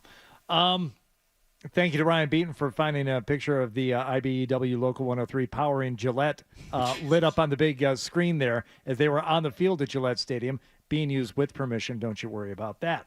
Adam 12, a lot of people reaching out, inquiring as to your well-being.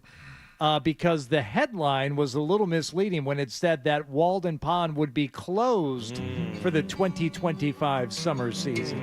Yes. This is not entirely accurate. It's not true. Okay, so why don't you Fake tell news. me what exactly is going on at Walden Pond? So Walden has been undergoing some much-needed infrastructure updating. The bathhouse at Walden is about 100 years old. Yes. What? That's so they're updating that.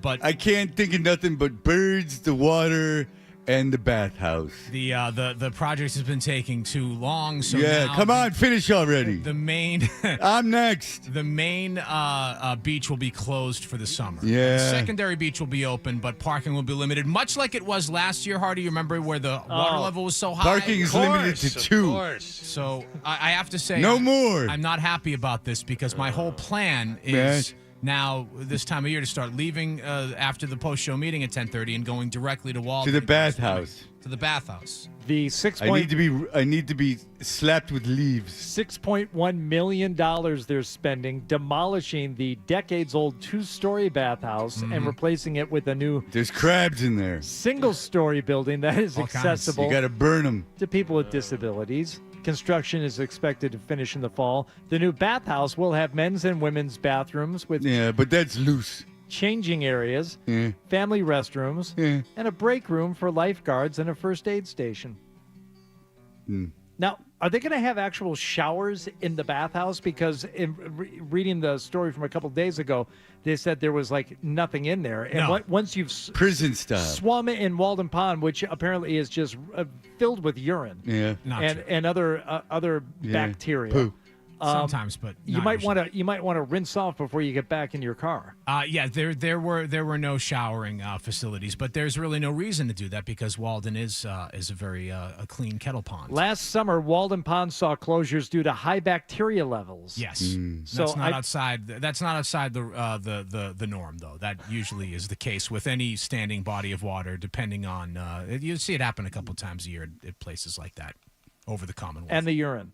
High urine levels. No, I do not urinate in Walden Pond. But and I that don't was, think anyone but it should. was closed for high urine levels. I mean, that is a fact. Hardy's reading you a fact, so you're kind of pushing it back is it- against fact. No, well, I thought he was talking about the bacteria stuff still. No, it was Yes. closed last year. You know that you're feigning ignorance. You No, know, I'm you know re- no, damn I'm well really that not. it was closed I'm last really year not. for And yes, it for has been pee. closed. What I'm saying is it has been closed in those for those reasons in the past. I didn't. But think I it was have last not- year though, because last year the water level Maybe was not. so high. Maybe not. Maybe it before wasn't that, last yeah. year. Touche. That But it was the has problem been with last closed in the past Yes. for too much urine. 2018, more than half of the summer phosphorus budget of the lake may now be attributable to urine released by swimmers. That's according to a Do you know I can't pee in the environmental water? report. I cannot pee in the water. Some people can't do that. Did you get pee shy as never, a kid? At never, the urinal, never, at the, like, never. the rest area? I've No? never, out of all my neuroses, that's not one of them, Interesting. and it never has been. But the idea of the water going back into me, Yeah. I don't like peeing in the water. In fact, there are beaches in Massachusetts where that's just what you're supposed to do, like not lake, but the ocean. Like you go to the ocean, and then you go to the people you're with. What are we supposed to do? Like no one lives there. By the way, I haven't done this in years. Gone to the beach where no one lives around there. Forget that.